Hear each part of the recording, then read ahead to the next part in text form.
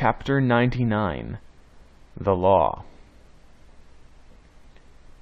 We have seen how quietly Mademoiselle Danglars and Mademoiselle d'Armilly accomplished their transformation in flight, the fact being that every one was too much occupied in his or her own affairs to think of theirs. We will leave the banker contemplating the enormous magnitude of his debt before the phantom of bankruptcy, and follow the Baroness, who, after being momentarily crushed under the weight of the blow which had struck her, had gone to seek her usual adviser, Lucien Debray. The Baroness had looked forward to this marriage as a means of ridding her of a guardianship which, over a girl of Eugenie's character, could not fail to be a rather troublesome undertaking, for in the tacit relations which maintain the bond of family union, the mother, to maintain her ascendancy over her daughter, must never fail to be a model of wisdom and a type of perfection. Now, Madame Danglars feared Eugenie's sagacity in the influence of Mademoiselle d'Armilly. She had frequently observed the contemptuous honor of Danglars from ignominious association with the disgraced young man they had presented to the world as their son-in-law. And since Villefort, the friend of Danglars, had acted in this way, no one could suppose that he had been previously acquainted with, or had lent himself to, any of Andrea's intrigues. Villefort's conduct, therefore, upon reflection, appeared to the Baroness as if shaped for their mutual advantage. But the inflexibility of the procureur should stop there. She would see him the next day, and if she could not make him fail in his duties as a magistrate, she would, at least, obtain all the indulgence he could allow. She would invoke the past, recall old recollections. She would supplicate him by the remembrance of guilty yet happy days. Monsieur de Villefort would stifle the affair. He had only to turn his eyes on one side, and allow Andrea to fly, and follow up the crime under that shadow of guilt called contempt of court. And after this reasoning, she slept easily. At 9 o'clock next morning she arose, and without ringing for her maid or giving the least sign of her activity, she dressed herself in the same simple style as on the previous night. Then running downstairs, she left the hotel, walked to the Rue de Provence, hailed a cab, and drove to Monsieur de Villefort's house. For the last month this wretched house had presented the gloomy appearance of a lazaretto infected with the plague. Some of the apartments were closed within and without. The shutters were only opened to admit a minute's air, showing the scared face of a footman, and immediately afterwards the windows would be closed, like a gravestone falling on a sepulchre, and the neighbors would say to each other in a low voice, "Will there be another funeral today at the procureur's house?"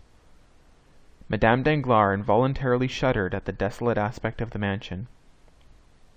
Descending from the cab, she appeared at the door with trembling knees, and rang the bell.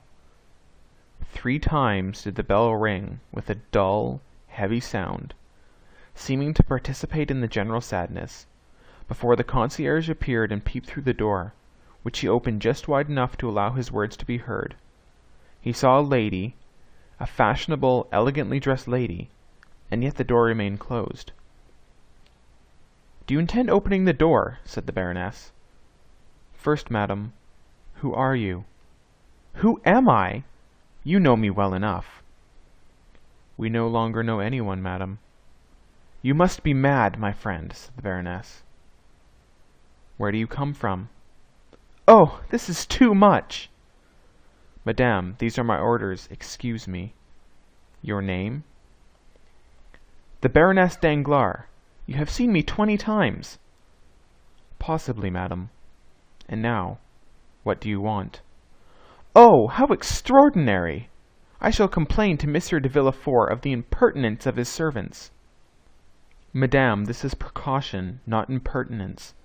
No one enters here without an order from Monsieur d'Avrigny, or without speaking to the procureur." "Well, I have business with the procureur." "Is it pressing business?" "You can imagine so, since I have not even brought my carriage out yet. But enough of this. Here is my card. Take it to your master." "Madame will await my return?" "Yes, go." The concierge closed the door, leaving Madame Danglars in the street. She had not long to wait. Directly afterwards the door was opened wide enough to admit her, and when she had passed through, it was again shut. Without losing sight of her for an instant, the concierge took a whistle from his pocket as soon as they had entered the court and blew it. The valet de chambre appeared at the doorsteps. "You will excuse this poor fellow, madame," he said as he preceded the Baroness, "but his orders are precise, and Monsieur de Villefort begged me to tell you that he could not act otherwise." In the court, showing his merchandise, was a tradesman who had been admitted with the same precautions. The Baroness ascended the steps. She felt herself strongly infected with the sadness which seemed to magnify her own, and still guided by the valet de chambre, who never lost sight of her for an instant, was introduced to the magistrate's study.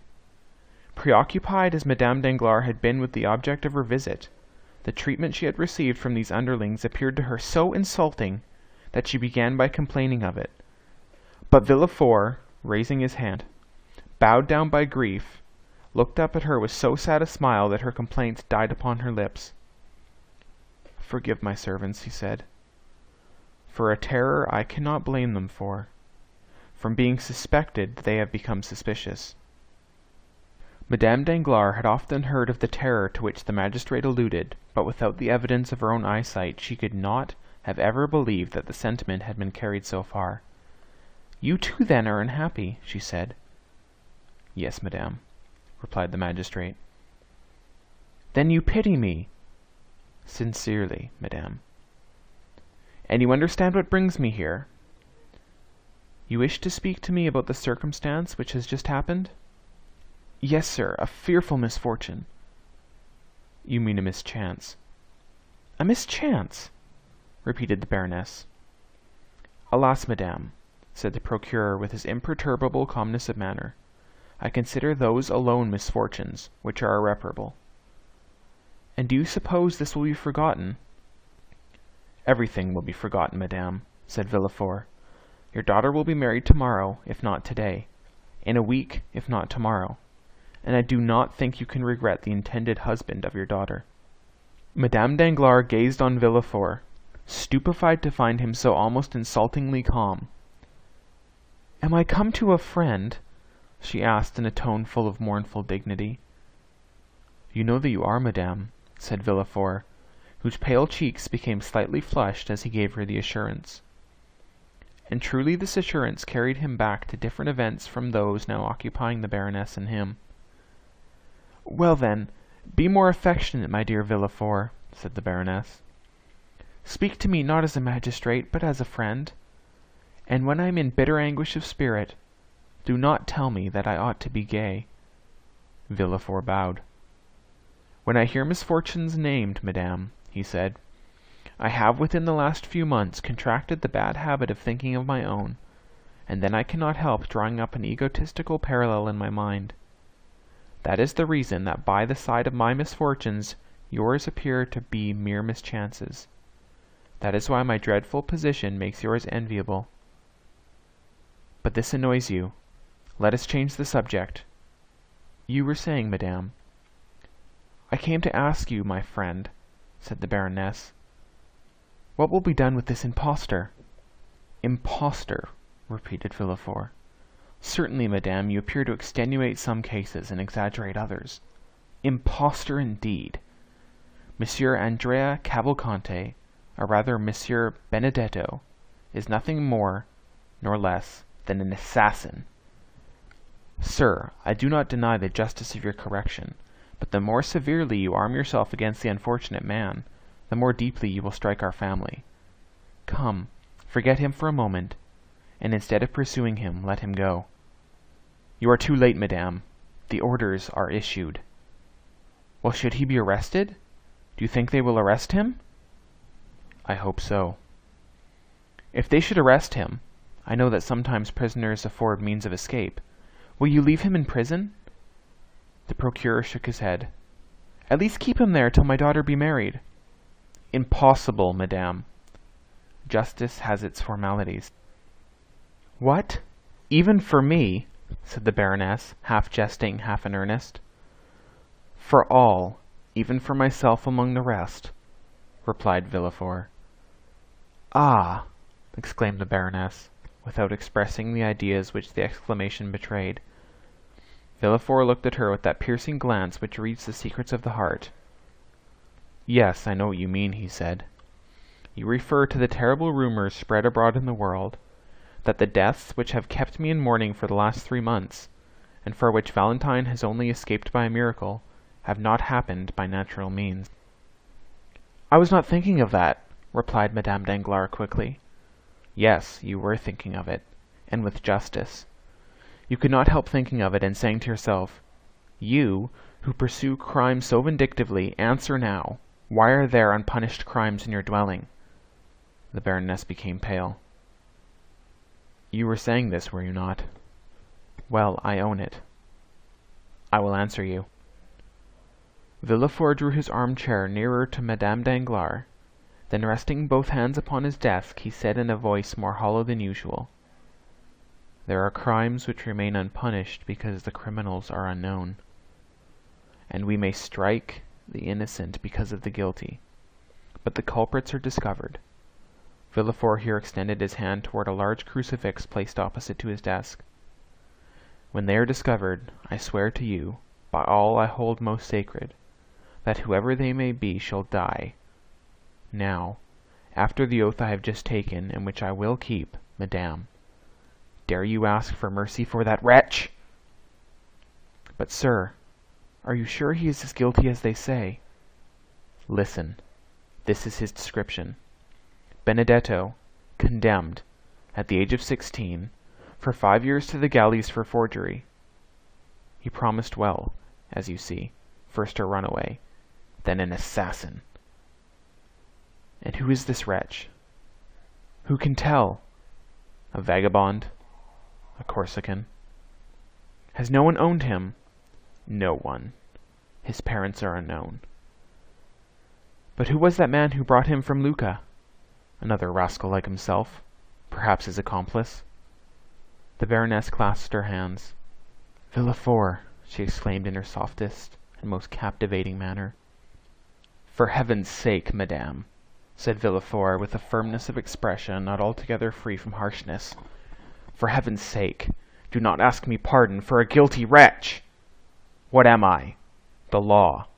Has the law any eyes to witness your grief? Has the law ears to be melded by your sweet voice? Has the law a memory for all those soft recollections you endeavor to recall? No, madame. The law has a command, and when it commands, it strikes. You will tell me that I am a living being and not a code, a man and not a volume. Look at me, madame, look at me. Have mankind treated me as a brother? Have they loved me? Have they spared me? Has anyone shown that mercy towards me that you now ask at my hands? No, madame, they struck me, always struck me. Woman, siren that you are, do you persist in fixing on me that fascinating eye which reminds me that I ought to blush? Well, be it so. Let me blush for the faults you know, and perhaps for even more than those, but having sinned myself, it may be more deeply than others, I never rest till I have torn the disguises from my fellow creatures and found out their weaknesses. I have always found them, and more. I repeat it with joy, with triumph. I have always found some proof of human perversity or error. Every criminal I condemn seems to me living evidence that I am not a hideous exception to the rest. Alas! Alas! Alas! All the world is wicked. Let us therefore strike at wickedness. Villefort pronounced these words with a feverish rage, which gave a ferocious eloquence to his words. "But," Madame Danglars, resolving to make a last effort, "this young man, though a murderer, is an orphan, abandoned by everybody. So much the worse, or rather, so much the better. It has been ordained that he may have none to weep his fate." "But this is trampling on the weak, sir." "The weakness of a murderer." "His dishonor reflects upon us." "Is death not in my house?" "Oh, sir!" exclaimed the Baroness, "you are without pity for others. Well, then, I tell you, they will have no mercy on you." "Be it so," said Villefort, raising his arms to heaven. "At least, delay the trial till the next assizes. We shall have 6 months before us." "No, madame," said Villefort. "Instructions have been given. There are yet 5 days left. 5 days are more than I require. Do you not think that I also long for forgetfulness?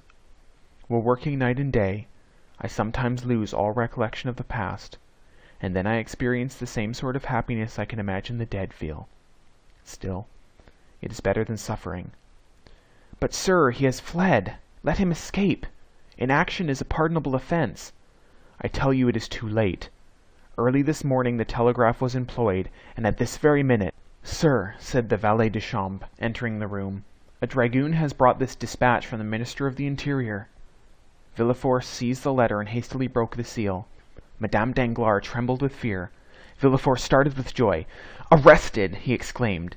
He was taken at Compiègne, and all is over. Madame Danglars rose from her seat, pale and cold. "Adieu, sir," she said. "Adieu, madame," replied the king's attorney, as in an almost joyful manner he conducted her to the door.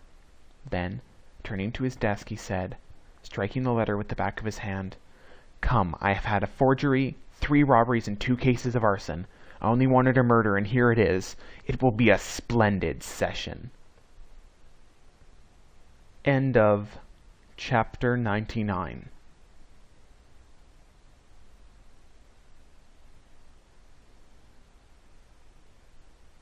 Chapter 100. The Apparition.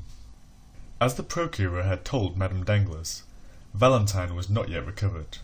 Bowed down with fatigue, she was indeed confined to her bed, and it was in her own room, and from the lips of Madame de Villefort, that she heard all the strange events we have related.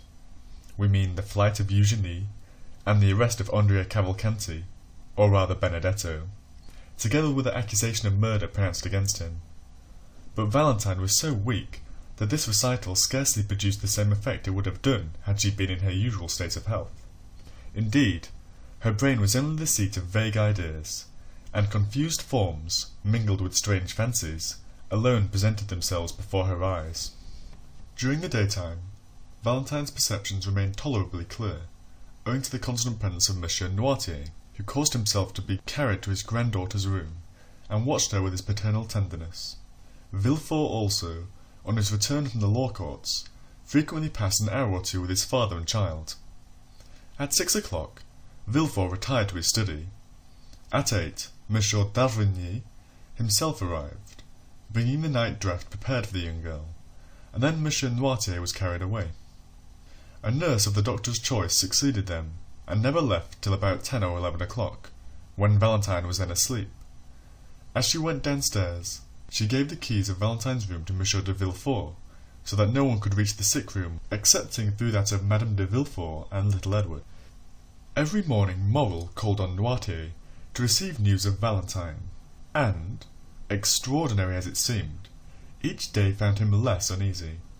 Certainly, though Valentine still laboured under dreadful nervous excitement, she was better, and moreover, Monte Cristo had told him when, half distracted, he had rushed to the Count's house, that if she were not dead in 2 hours she would be saved. Now, 4 days had elapsed, and Valentine still lived. The nervous excitement of which we speak pursued Valentine even in her sleep, or rather in that state of somnolence which succeeded her waking hours. It was then, in the silence of night, in the dim light shed from the alabaster lamp on the chimney-piece, that she saw the shadows pass and repass which hover over the bed of sickness, and fan the fever with their trembling wings. First she fancied she saw her stepmother threatening her. Then Morrel stretched his arms towards her. Sometimes mere strangers, like the Count of Monte Cristo, came to visit her. Even the very furniture in these moments of delirium seemed to move, and this state lasted till about 3 o'clock in the morning, when a deep, heavy slumber overcame the young girl, from which she did not awake till daylight. On the evening of the day on which Valentine had learned of the flight of Eugenie and the arrest of Benedetto, Villefort having retired as well as Noirtier and d'Avrigny, her thoughts wandered in a confused maze, alternatively reviewing her own situation and the events she had just heard. 11 o'clock had struck. The nurse, having placed the beverage prepared by the doctor within reach of the patient, and locked the door, was listening with terror to the comments of the servants in the kitchen, and storing her memory with all the horrible stories which had for some months past amused the occupants of the antechambers in the house of the king's attorney. Meanwhile, An unexpected scene was passing in the room which had been so carefully locked. 10 minutes had elapsed since the nurse had left. Valentine, who for the last hour had been suffering from the fever which returned nightly, incapable of controlling her ideas, was forced to yield to the excitement which exhausted itself in producing and reproducing a succession and recurrence of the same fancies and images. The night lamp threw out countless rays, each resolving itself into some new form to her disordered imagination, when suddenly by its flickering light Valentine thought she saw the door of her library, which was in the recess by the chimney-piece, open slowly, though she in vain listened for the sound of the hinges on which it turned. At any other time Valentine would have seized the silken bell-pull and summoned assistance. But nothing astonished her in her present situation. Her reason told her that all the visions she beheld were but the children of her imagination, and the conviction was strengthened by the fact that in the morning no traces remained of the nocturnal phantoms, who disappeared with the coming of daylight.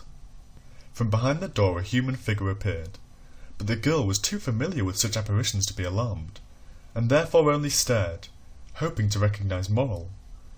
The figure advanced towards the bed, and appeared to listen with profound attention. At this moment a ray of light glanced across the face of the midnight visitor. "It is not he," she murmured, and waited, in the assurance that this was but a dream, for the man to disappear or assume some other form. Still, she felt her pulse, and finding it throb violently, she remembered that the best method of dispelling such illusions was to drink, for a draught of the beverage prepared by the doctor to allay her fever seemed to cause a reaction of the brain, and for a short time she suffered less. Valentine, therefore, reached her hand towards the glass, but as soon as her trembling arm left the bed, the apparition advanced more quickly towards her, and approached the young girl so closely that she fancied she heard its breath, and felt the pressure of his hand. This time the illusion, or rather the reality, surpassed anything Valentine had before experienced. She began to believe herself really alive and awake, and the belief that her reason was this time not deceived made her shudder. The pressure she felt was evidently intended to arrest her arm, and she slowly withdrew it. Then the figure, from whom she could not detach her eyes, and who appeared more protecting than menacing, took the glass, and walking towards the nightlight held it up, as if to test its transparency. This did not seem sufficient. The man, or rather the ghost, for he trod so softly that no sound was heard, then poured out about a spoonful into the glass, and drank it. Valentine witnessed this scene with a sentiment of stupefaction. Every minute she had expected that it would vanish and give place to another vision, but the man, instead of dissolving like a shadow, again approached her, and said in an agitated voice, "Now you may drink." Valentine shuddered. It was the first time one of these visions had ever addressed her in a living voice, and she was about to utter an exclamation. The man placed his finger on her lips. "The Count of Monte Cristo," she murmured. It was easy to see that no doubt now remained in the young girl's mind as to the reality of the scene.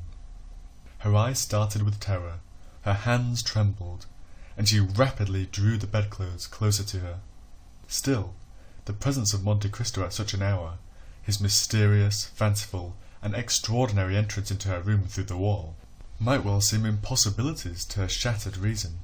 "Do not call anyone. Do not be alarmed," said the Count. "Do not let a shade of suspicion or uneasiness remain in your breast. The man standing before you, Valentine, for this time it is no ghost, is nothing more than the tenderest father and the most respectful friend you could dream of." Valentine could not reply. The voice which indicated the real presence of a being in the room alarmed her so much that she feared to utter a syllable.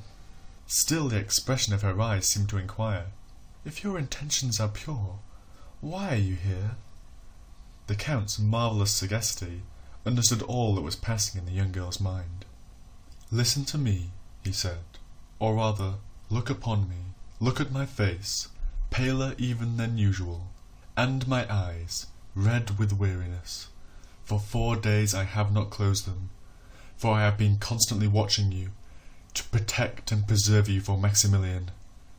The blood mounted rapidly to the cheeks of Valentine, for the name just announced by the Count dispelled all the fear with which his presence had inspired her.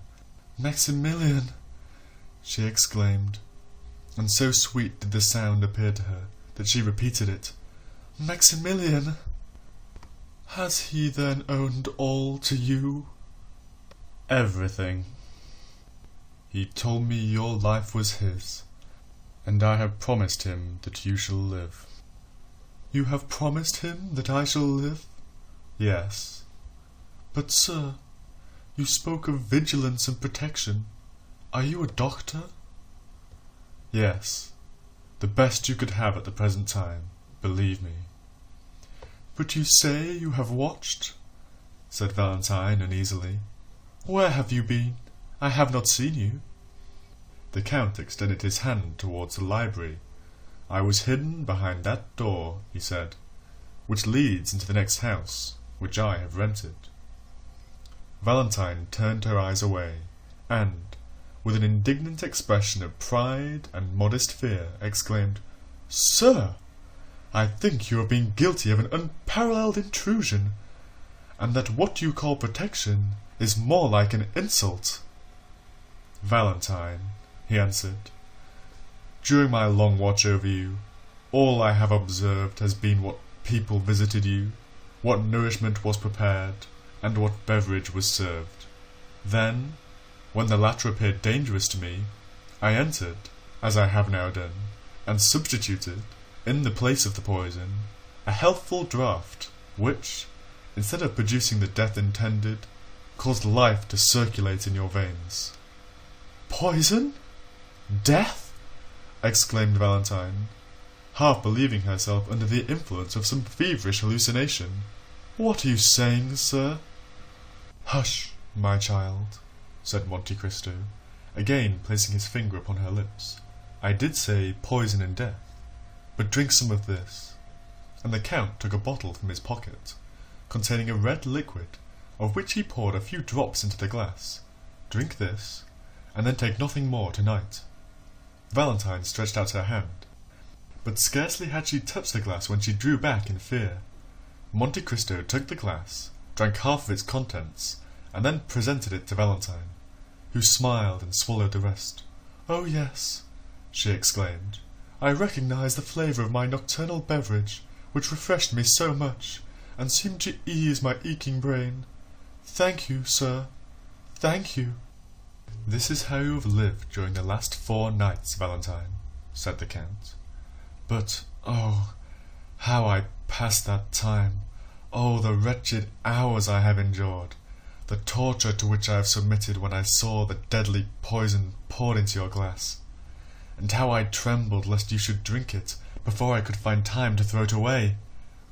Sir, said Valentine, at the height of her terror, you say you endured tortures when you saw the deadly poison poured into my glass? But if you saw this, you must also have seen the person who poured it. Yes. Valentine raised herself in bed, and drew over her chest, which appeared whiter than snow, the embroidered cambric, still moist with the cold dews of delirium, to which were now added those of terror. You saw the person? Repeated the young girl. Yes, repeated the Count. What you tell me is horrible, sir. You wish to make me believe something too dreadful. What? Attempt to murder me in my father's house? In my room? On my bed of sickness? Oh, leave me, sir. You are tempting me. You make me doubt the goodness of Providence. It is impossible. It cannot be. Are you the first that this hand has stricken? Have you not seen Monsieur de Saint-Marin, Madame de Saint-Marin, Barrois, all fall? Would not Monsieur Noirtier also have fallen a victim, had not the treatment he has been pursuing for the last 3 years neutralized the effects of the poison? Oh, heaven, said Valentine. Is this the reason why Grandpapa has made me share all his beverages during the last month? And have they all tasted of a slightly bitter flavour, like that of dried orange peel? Oh, yes, yes. Then that explains all, said Monte Cristo. Your grandfather knows, then, that a poisoner lives here, perhaps even suspects the person.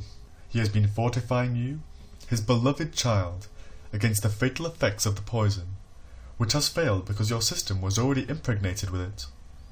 But even this would have availed little against a more deadly medium of death employed 4 days ago, which is generally but too fatal. But who, then, is this assassin, this murderer? Let me also ask you a question. Have you never seen anyone enter your room at night? Oh, yes.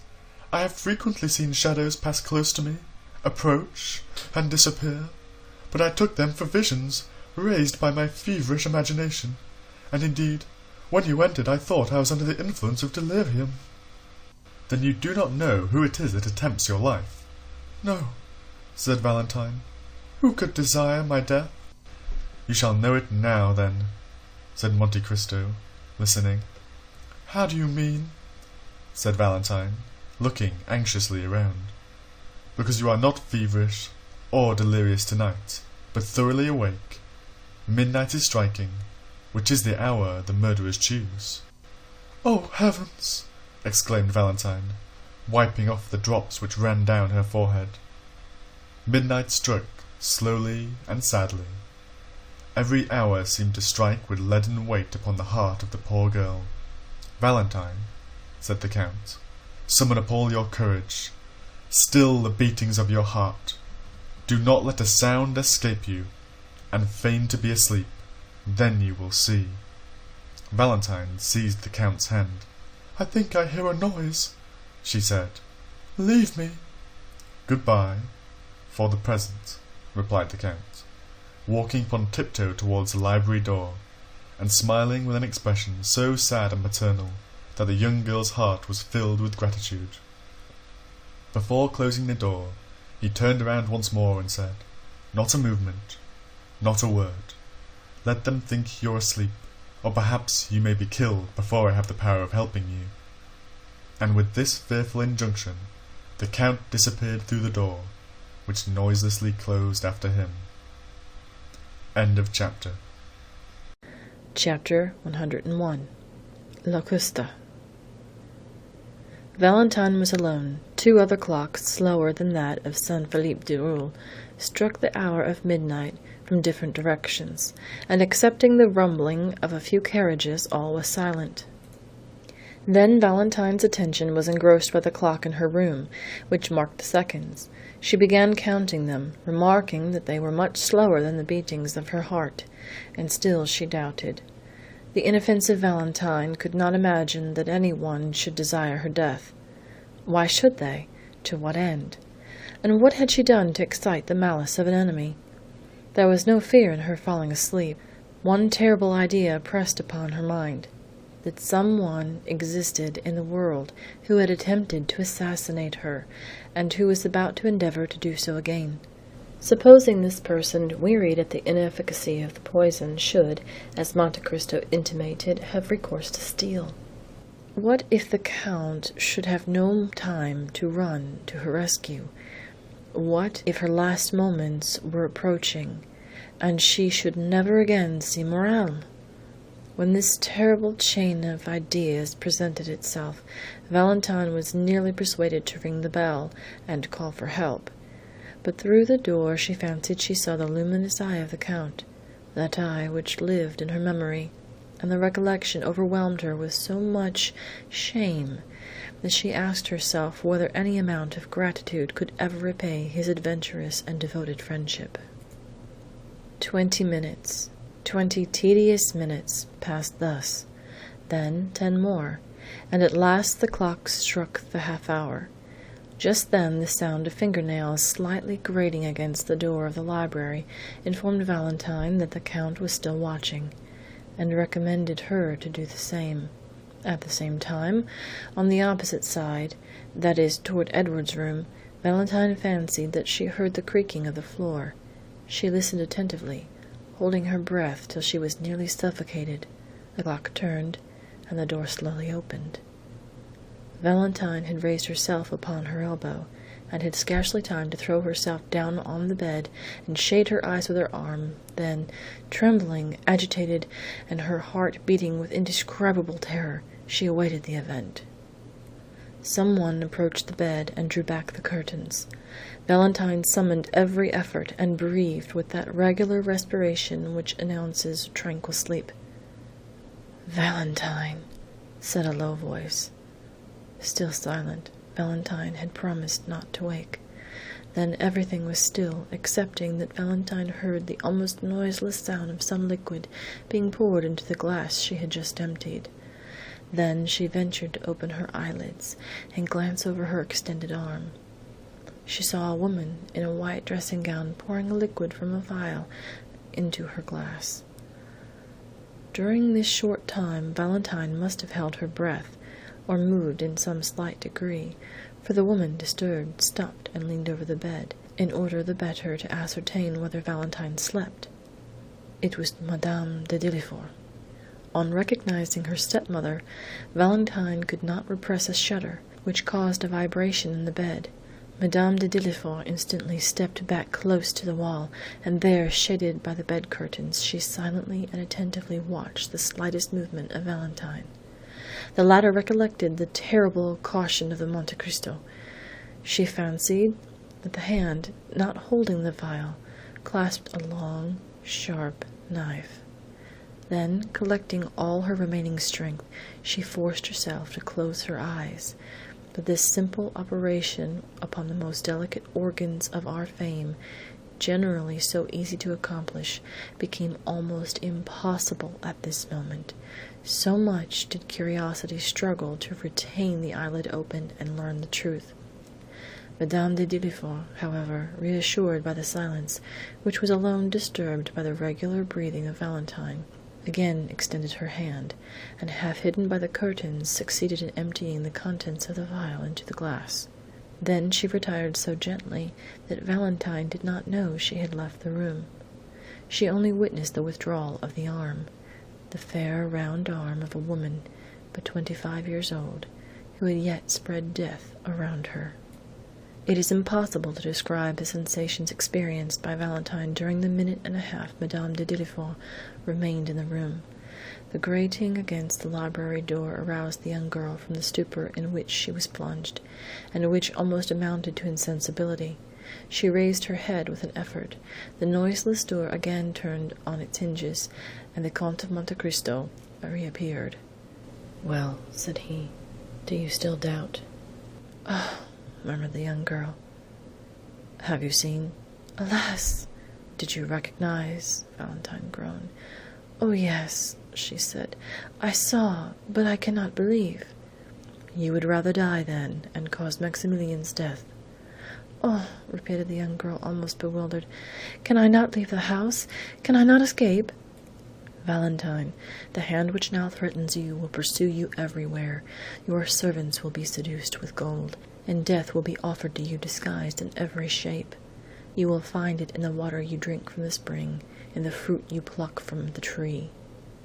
"But did you not say that my kind grandfather's precaution had neutralized the poison?"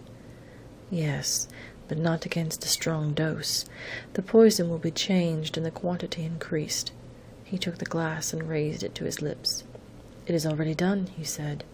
"Brucine is no longer employed, but a simple narcotic. I can recognize the flavor of the alcohol in which it has been dissolved. If you had taken what Madame de Dillefort has poured into your glass, Valentine, you would have been doomed." "But," exclaimed the young girl, "why am I thus pursued?" "Why? You are so kind, so good, so unsuspicious of ill, that you cannot understand, Valentine?" "No, I have never injured her." "But you are rich, Valentine. You have 200,000 livres a year, and you prevent her son from enjoying those 200,000 livres." "How so? The fortune is not her gift, but is inherited from my relations." "Certainly, and that is why Monsieur and Madame de Saint-Méran have died. That is why Monsieur Notarier was sentenced the day he made you his heir. That is why you, in your turn, are to die. It is because your father would inherit your property and your brother, his only son, succeed to his." "Edward? Poor child! Are all these crimes committed on his account?" "Ah, then you at length understand." Heaven grant that this may not be visited upon him. Valentine, you are an angel.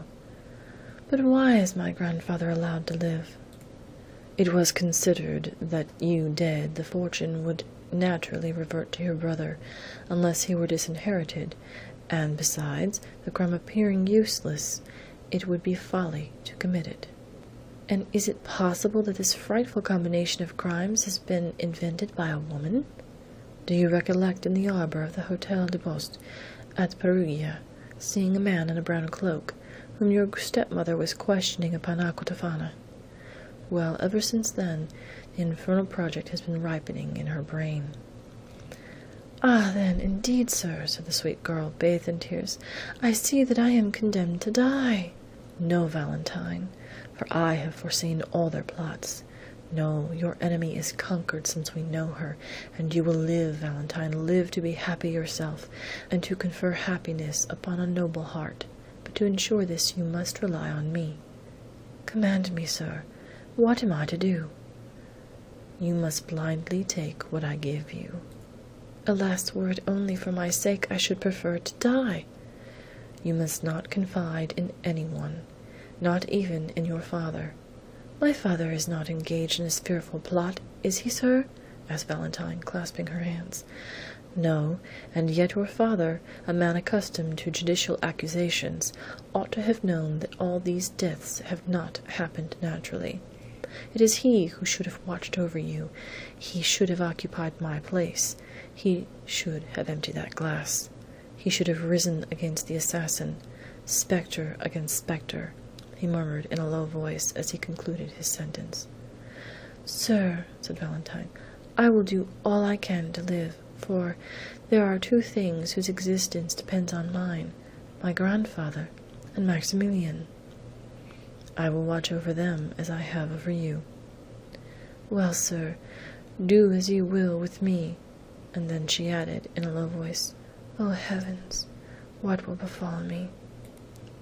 Whatever may happen, Valentine, do not be alarmed.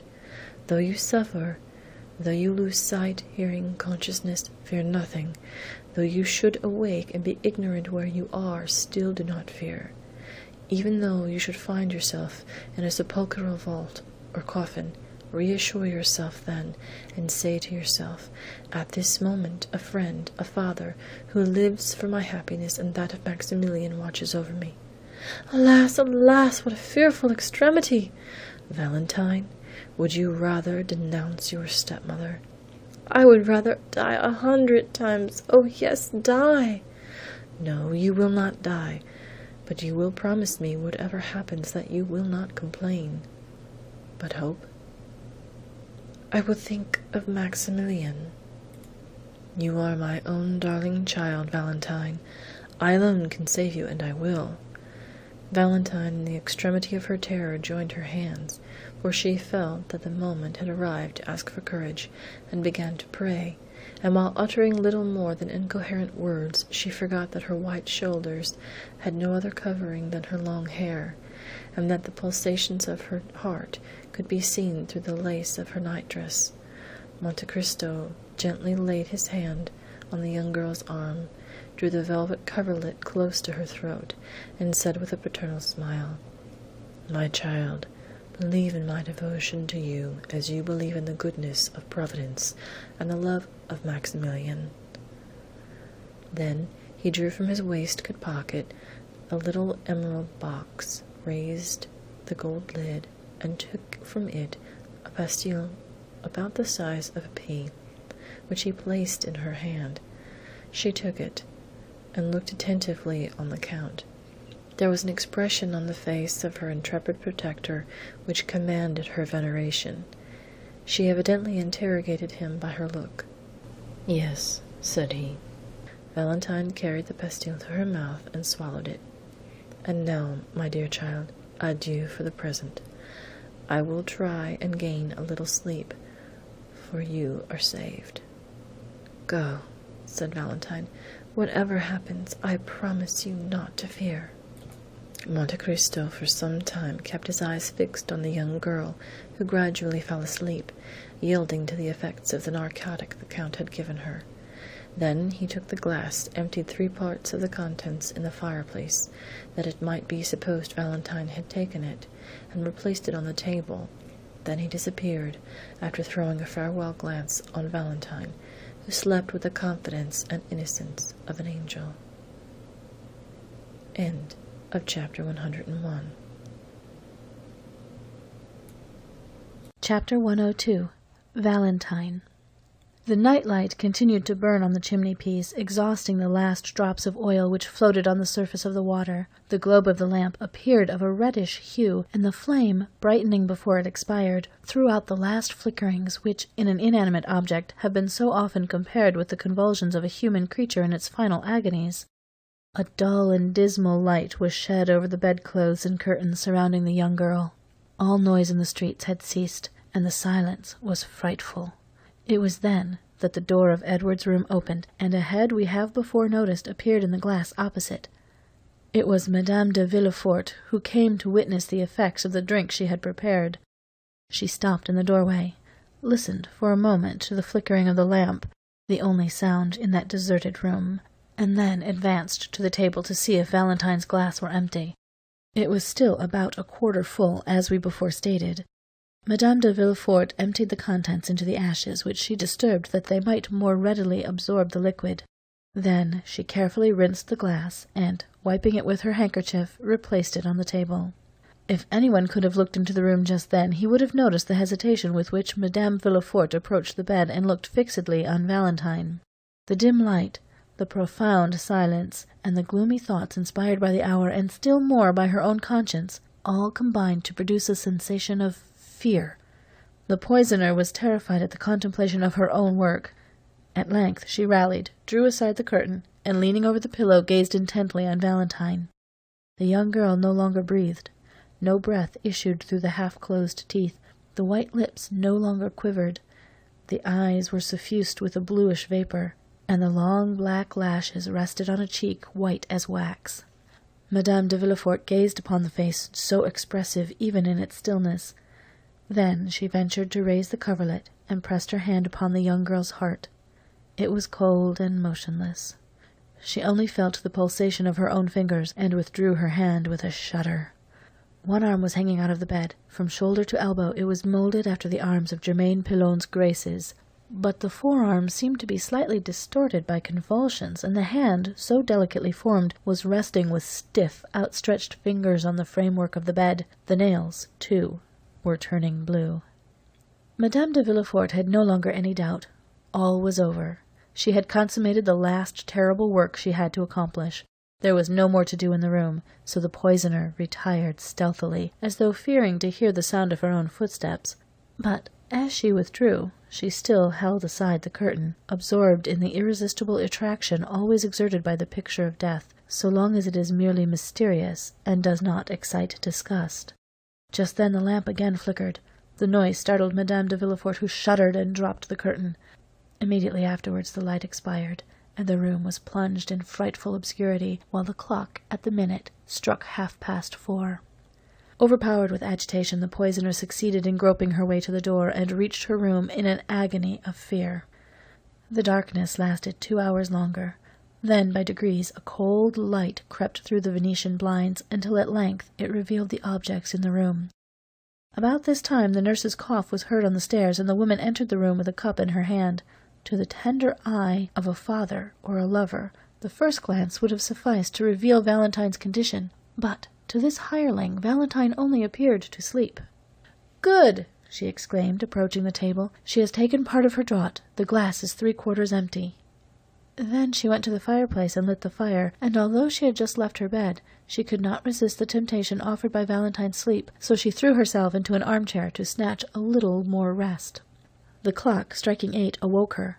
Astonished at the prolonged slumber of the patient, and frightened to see that the arm was still hanging out of the bed, she advanced towards Valentine, and for the first time noticed the white lips. She tried to replace the arm, but it moved with a frightful rigidity which could not deceive a sick nurse. She screamed aloud, then, running to the door, exclaimed, "Help! Help!" "What is the matter?" asked Monsieur de Vernet, at the foot of the stairs, it being the hour he usually visited her. "What is it?" asked Villefort, rushing from his room. "Doctor, do you hear them call for help?" "Yes, yes, let us hasten up. It was in Valentine's room." But before the doctor and the father could reach the room, the servants, who were on the same floor, had entered, and seeing Valentine pale and motionless on her bed, they lifted up their hands towards heaven and stood transfixed as though struck by lightning. "Wake Madame de Villefort!" cried the procureur from the door of his chamber, which apparently he scarcely dared to leave. But instead of obeying him, the servant stood watching Monsieur d'Avrigny, who ran to Valentine and raised her in his arms. "What? This one too?" he exclaimed. "Oh, where will be the end?" Villefort rushed into the room. "What are you saying, doctor?" he exclaimed, raising his hands to heaven. "I say that Valentine is dead," replied d'Avrigny in a voice terrible in its solemn calm. Monsieur de Villefort staggered and buried his head in the bed. On the exclamation of the doctor and the cry of the father, the servants all fled with muttered imprecations. They were heard running down the stairs and through the long passages. Then there was a rush in the court. Afterwards all was still. They had, one and all, deserted the accursed house. Just then, Madame de Villefort, in the act of slipping on her dressing-gown, threw aside the drapery and, for a moment, stood motionless, as though interrogating the occupants of the room, while she endeavoured to call up some rebellious tears. On a sudden she stepped, or rather bounded, with outstretched arms toward the table. She saw d'Avrigny curiously examining the glass, which she felt certain of having emptied during the night. It was now a third full, just as it was when she threw the contents into the ashes. The spectre of Valentine rising before the poisoner would have alarmed her less. It was, indeed, the same colour as the draught she had poured into the glass, and which Valentine had drank. It was indeed the poison, which could not deceive Monsieur d'Avrigny, which he now examined so closely. It was doubtless a miracle from heaven that, notwithstanding her precautions, there should be some trace, some proof remaining to reveal the crime. While Madame de Villefort remained rooted to the spot like a statue of terror, and Villefort, with his head hidden in the bedclothes, saw nothing around him, d'Avrigny approached the window, that he might the better examine the contents of the glass, and dipping the tip of his finger in, tasted it. "Ah!" he exclaimed, "it is no longer brucine that is used. Let me see what it is." Then he ran to one of the cupboards in Valentine's room, which had been transformed into a medicine-closet, and taking from its silver case a small bottle of nitric acid, dropped a little of it into the liquor, which immediately changed to a blood-red colour. "Ah!" exclaimed d'Avrigny, in a voice in which the horror of a judge unveiling the truth was mingled with the delight of a student making a discovery. Madame de Villefort was overpowered. Her eyes first flashed and then swam. She staggered towards the door and disappeared. Directly afterwards the distant sound of a heavy weight falling on the ground was heard, but no one paid any attention to it. The nurse was engaged in watching the chemical analysis, and Villefort was still absorbed in grief. Monsieur d'Avrigny alone had followed Madame de Villefort with his eyes, and watched her hurried retreat. He lifted up the drapery over the entrance to Edward's room, and his eye reaching as far as Madame de Villefort's apartment, he beheld her extended, lifeless, on the floor. "Go to the assistance of Madame de Villefort," he said to the nurse. "Madame de Villefort is ill." "But Mademoiselle de Villefort," stammered the nurse.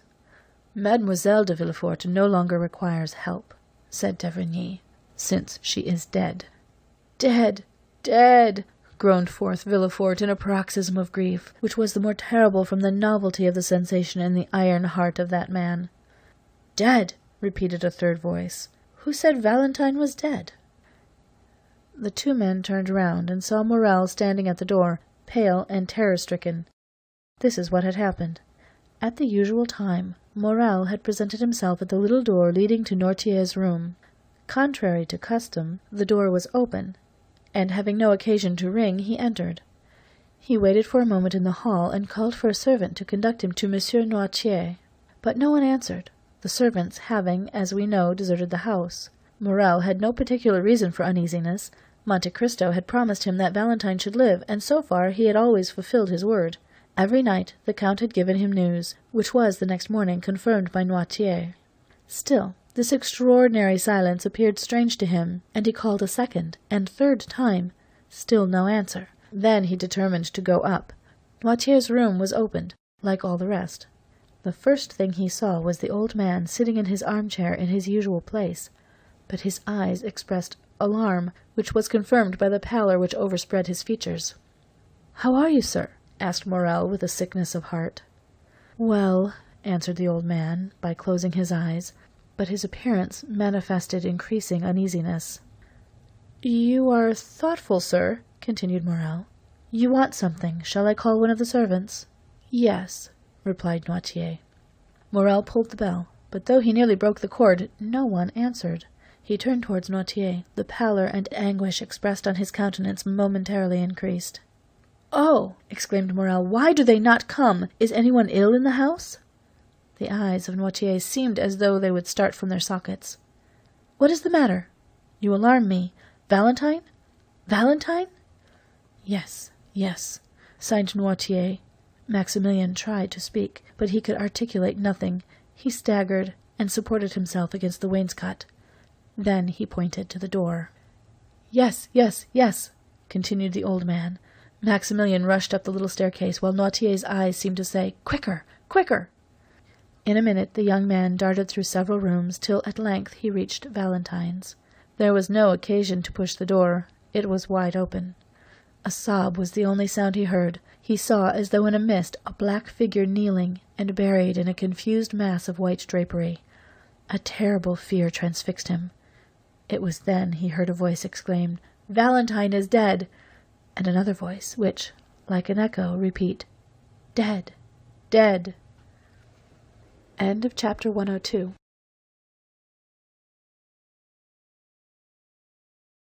Chapter 103. Maximilien. Villefort rose, half ashamed of being surprised in such a paroxysm of grief. The terrible office he had held for 25 years had succeeded in making him more or less than man. His glance, at first wandering, fixed itself upon Morel. "Who are you, sir?" he asked, "that forget that this is not the manner to enter a house stricken with death? Go, sir, go!" But Morel remained motionless. He could not detach his eyes from that disordered bed and the pale corpse of the young girl who was lying on it. "Go! Do you hear?" said Villefort, while d'Avrigny advanced to lead Morel out.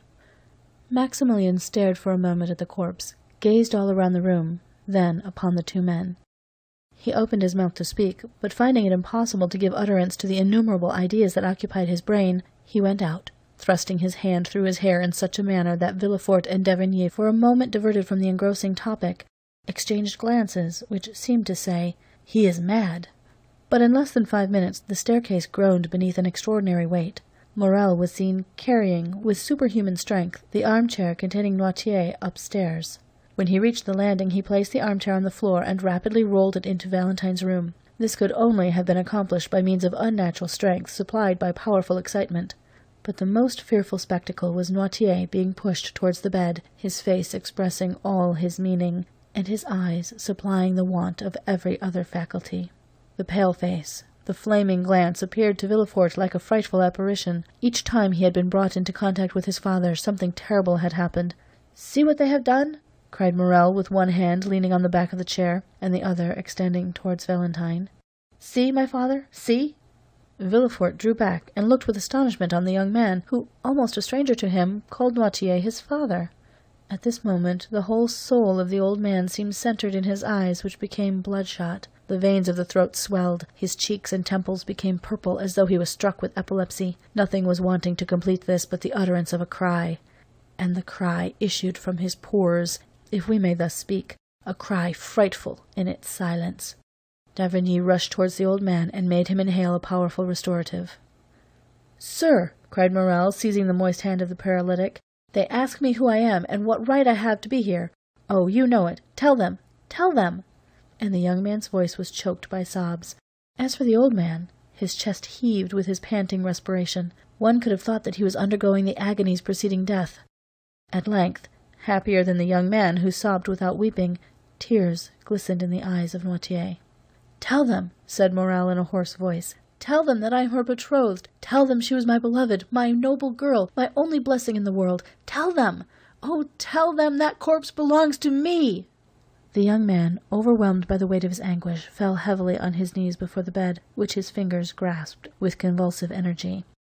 d'Avrigny, unable to bear the sight of this touching emotion, turned away, and Villefort, without seeking any further explanation, and attracted towards him by the irresistible magnetism which draws us towards those who have loved the people for whom we mourn, extended his hand towards the young man. But Morel saw nothing. He had grasped the hand of Valentine, and, unable to weep, vented his agony in groans as he bit the sheets. For some time nothing was heard in that chamber but sobs, exclamations, and prayers. At length Villefort, the most composed of all, spoke. "Sir," he said to Maximilian, "you say you loved Valentine, that you were betrothed to her? I knew nothing of this arrangement, of this love, yet I, her father, forgive you, for I see that your grief is real and deep. And besides, my own sorrow is too great for anger to find a place in my heart. But you see that the angel whom you hoped for has left this earth. She has nothing more to do with the adoration of men. Take a last farewell, sir, of her sad remains. Take the hand you expected to possess once more within your own, and then separate yourself from her forever. Valentine now requires only the ministrations of the priest."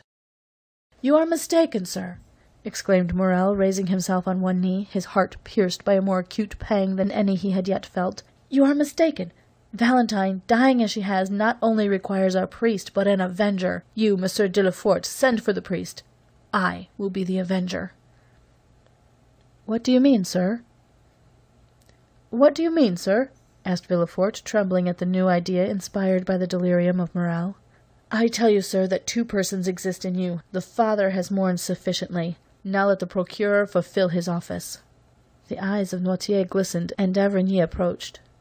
"Gentlemen," said Morel, reading all that passed through the minds of the witnesses to the scene, "I know what I am saying, and you know as well as I do what I am about to say. Valentine has been assassinated." Villefort hung his head. D'Avrigny approached nearer, and Noirtier said yes with his eyes. "Now, sir," continued Morel, "in these days no one can disappear by violent means without some inquiries being made as to the cause of her disappearance, even were she not a young, beautiful, and adorable creature like Valentine. Mr. Procureur," said Morel with increasing vehemence, "no mercy is allowed. I denounce the crime. It is your place to seek the assassin." The young man's implacable eyes interrogated Villefort, who, on his side, glanced from Noirtier to d'Avrigny, but instead of finding sympathy in the eyes of the doctor and his father, he only saw an expression as inflexible as that of Maximilian. "Yes," indicated the old man. "Assuredly," said d'Avrigny. "Sir," said Villefort, striving to struggle against this triple force and his own emotion, "sir, you are deceived. No one commits crimes here. I am stricken by fate. It is horrible indeed, but no one assassinates." The eyes of Noirtier lightened up with rage, and d'Avrigny prepared to speak. Morel, however, extended his arm and commanded silence. "And I say that murders are committed here," said Morel, whose voice, though lower in tone, lost none of its terrible distinctness. "I tell you that this is the fourth victim within the last 4 months. I tell you Valentine's life was attempted by poison 4 days ago, though she escaped, owing to the precautions of Monsieur Noirtier. I tell you that the dose has been double, the poison changed, and that this time it has succeeded. I tell you that you know these things as well as I do, since this gentleman has forewarned you, both as a doctor and as a friend." "Oh, you rave, sir!" exclaimed Villefort, in vain endeavouring to escape the net in which he was taken. "I rave?" said Morel. "Well, then I appeal to Monsieur d'Avrigny himself. Ask him, sir, if he recollects the words he uttered in the garden of this house on the night of Madame de Saint-Méran's death. You thought yourself alone, and talked about the tragical death, and the fatality you mentioned then is the same which has caused the murder of Valentine." Villefort and d'Avrigny exchanged looks. "Yes, yes," continued Morel. "Recall the scene, for the words you thought were only given to silence and solitude fell into my ears. Certainly, after witnessing the culpable indolence manifested by Monsieur de la Fort towards his own relations, I ought to have denounced him to the authorities. Then I should not have been an accomplice to thy death, as I now am, sweet, beloved Valentine. But the accomplice shall become the avenger. This 4th murder is apparent to all, and if thy father abandoned thee, Valentine, it is I, and I swear it, that shall pursue the assassin." And this time, as though nature had at least taken compassion on the vigorous frame, nearly bursting with its own strength, the words of Morel were stifled in his throat, his breast heaved, the tears, so long rebellious, gushed from his eyes, and he threw himself weeping on his knees by the side of the bed. Then d'Avrigny spoke. "And I too," he exclaimed in a low voice, "I unite with Monsieur Morel in demanding justice for crime. My blood boils at the idea of having encouraged a murderer in my cowardly concession." "Oh, merciful heavens!" murmured Villefort. Morel raised his head, and reading the eyes of the old man, which gleamed with unnatural lustre, "Stay," he said. "Monsieur Noirtier wishes to speak." "Yes," indicated Noirtier, with an expression the more terrible from all his faculties being centred in his glance. "Do you know the assassin?" asked Morel. "Yes," replied Noirtier. "And will you direct us?" exclaimed the young man. "Listen, Monsieur Javigny, listen." Noirtier looked upon Morel with one of those melancholy smiles which had so often made Valentine happy, and thus fixed his attention. Then, having riveted the eyes of his interlocutor on his own, he glanced towards the door. "Do you wish me to leave?" said Morel sadly. "Yes," replied Noirtier. "Alas, alas, sir, have pity on me!" The old man's eyes remained fixed on the door. "May I at least return?" asked Morel. "Yes." "Must I leave alone?" "No." "Who am I to take with me, the procureur?" "No." "The doctor?" "Yes." "You wish to remain alone with Monsieur de Villefort?" "Yes." "But can he understand you?" "Yes." "Oh," said Villefort, inexpressibly delighted to think that the inquiries were to be made by him alone. "Oh, be satisfied, I can understand my father." D'Avrigny took the young man's arm and led him out of the room. A more than death-like silence then reigned in the house. At the end of a quarter of an hour, a faltering footstep was heard, and Villefort appeared at the door of the apartment where d'Avrigny and Morel had been staying, one absorbed in meditation, the other in grief. "You can come," he said, and led them back to Noirtier. Morel looked attentively on Villefort. His face was livid, large drops rolled down his face, and in his fingers he held the fragments of a quill pen which he had torn to atoms. "Gentlemen," he said in a hoarse voice, "give me your word of honor that this horrible secret shall forever remain buried amongst ourselves." The two men drew back. "I entreat you," continued Villefort. "But," said Morel, "the culprit, the murderer, the assassin—" "Do not alarm yourself, sir, justice will be done," said Villefort. "My father has revealed the culprit's name. My father thirsts for revenge as much as you do, yet even he conjures you as I do to keep this secret. Do you not, father?" "Yes," resolutely replied Noirtier. Morel suffered an exclamation of horror and surprise to escape him. "Oh, sir," said Villefort, arresting Maximilian by the arm, "if my father, the inflexible man, makes this request, it is because he knows, be assured, that Valentine will be terribly revenged. Is it not so, father?" The old man made a sign in the affirmative. Villefort continued. "He knows me, and I have pledged my word to him. Rest assured, gentlemen, that within 3 days, in a less time than justice would demand, the revenge I shall have taken for the murder of my child will be such as to make the boldest heart tremble." And as he spoke these words he ground his teeth and grasped the old man's senseless hand. "Will this promise be fulfilled, Monsieur Noirtier?" asked Morel, while d'Avrigny looked inquiringly. "Yes," replied Noirtier with an expression of sinister joy. "Swear, then," said Villefort, joining the hands of Morel and d'Avrigny. "Swear that you will spare the honor of my house and leave me to avenge my child." D'Avrigny turned round and uttered a very feeble yes, but Morel, disengaging his hand, rushed to the bed, and after having pressed the cold lips of Valentine with his own, hurriedly left, uttering a long, deep groan of despair and anguish. We have before stated that all the servants had fled. Monsieur de Villefort was therefore obliged to request Monsieur d'Avrigny to superintend all the arrangements consequent upon a death in a large city, more especially a death under such suspicious circumstances. It was something terrible to witness the silent agony, the mute despair of Noirtier, whose tears silently rolled down his cheeks.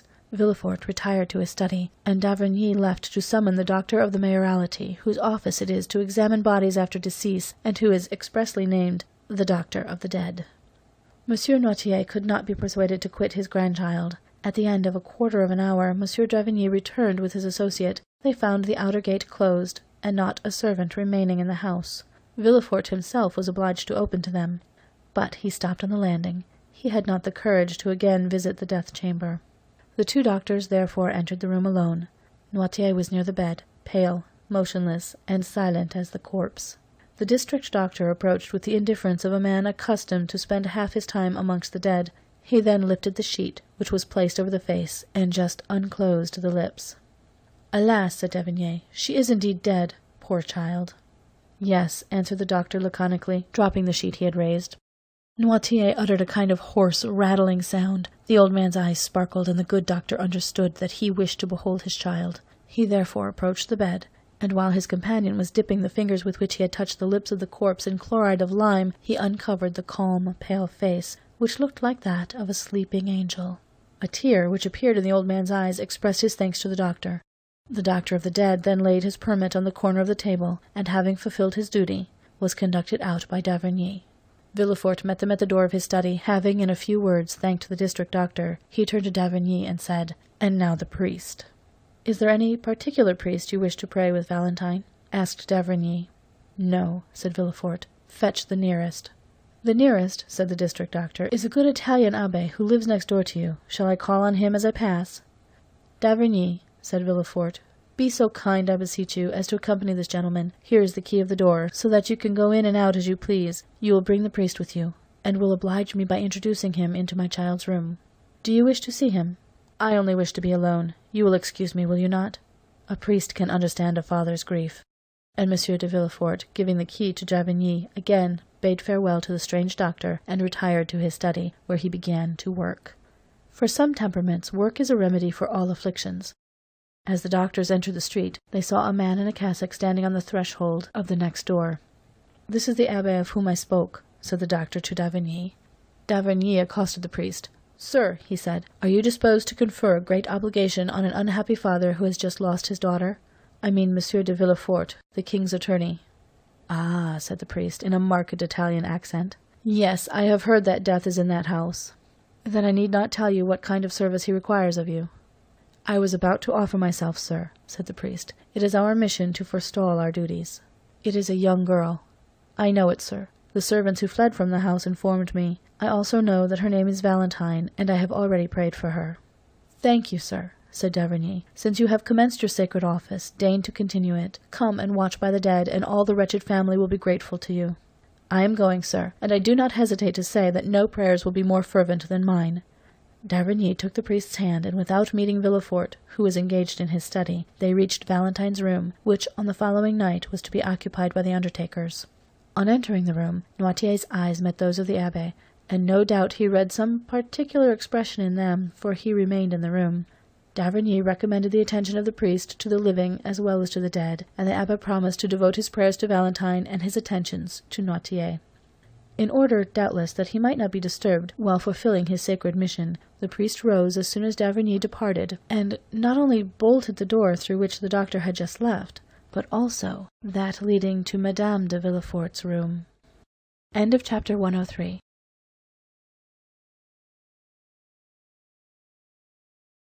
Chapter 104. Danglars' signature. The next morning dawned dull and cloudy.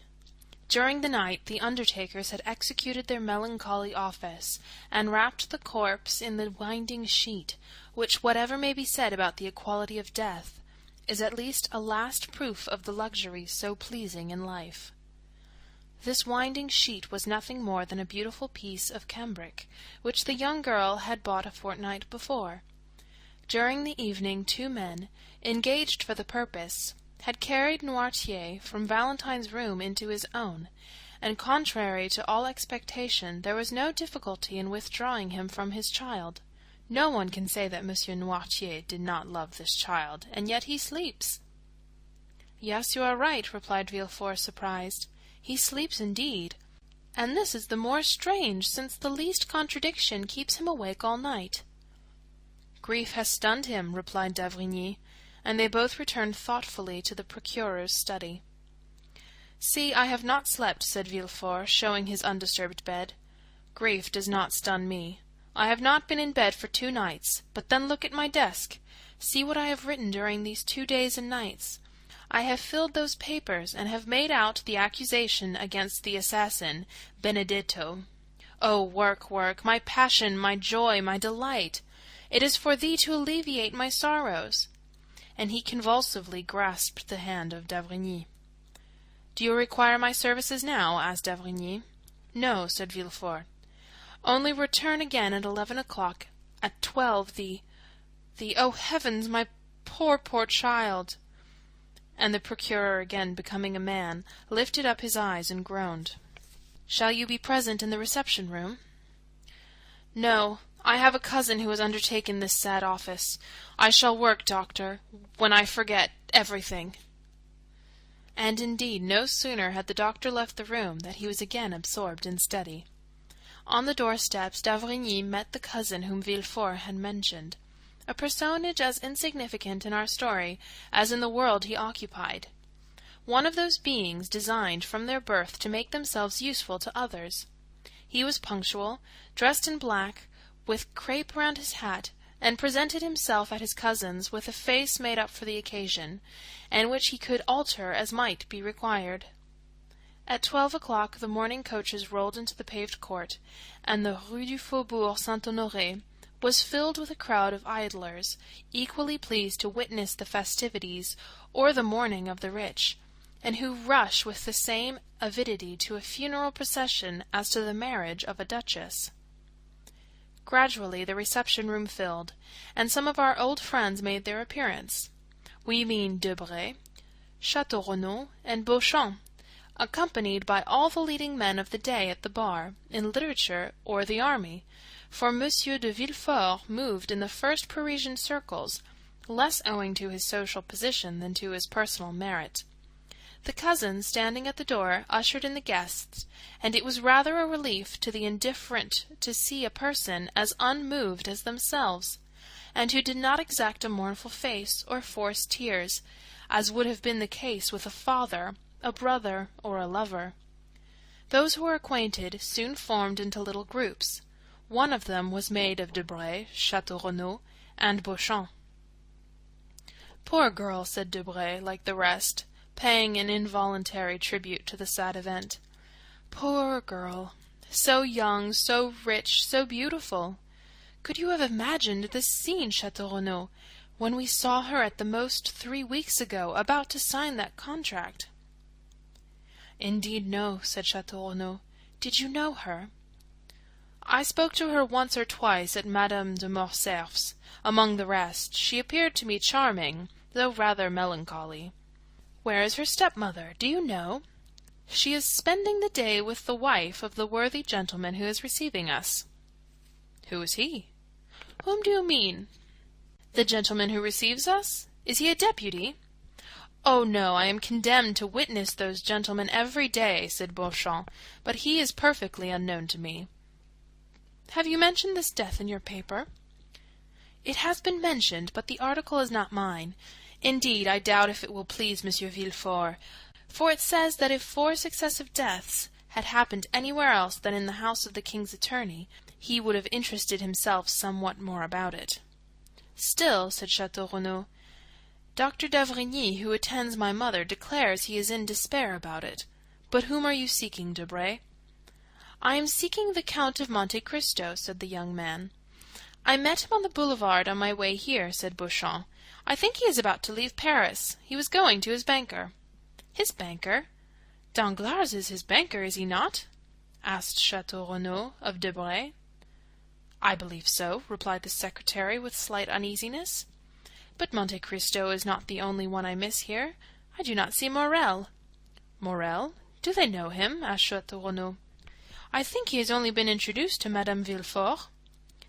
"Still, he ought to have been here," said Debray. "I wonder what will be talked about tonight.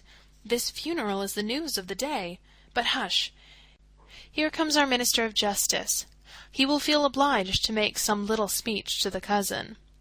And the 3 young men drew near to listen.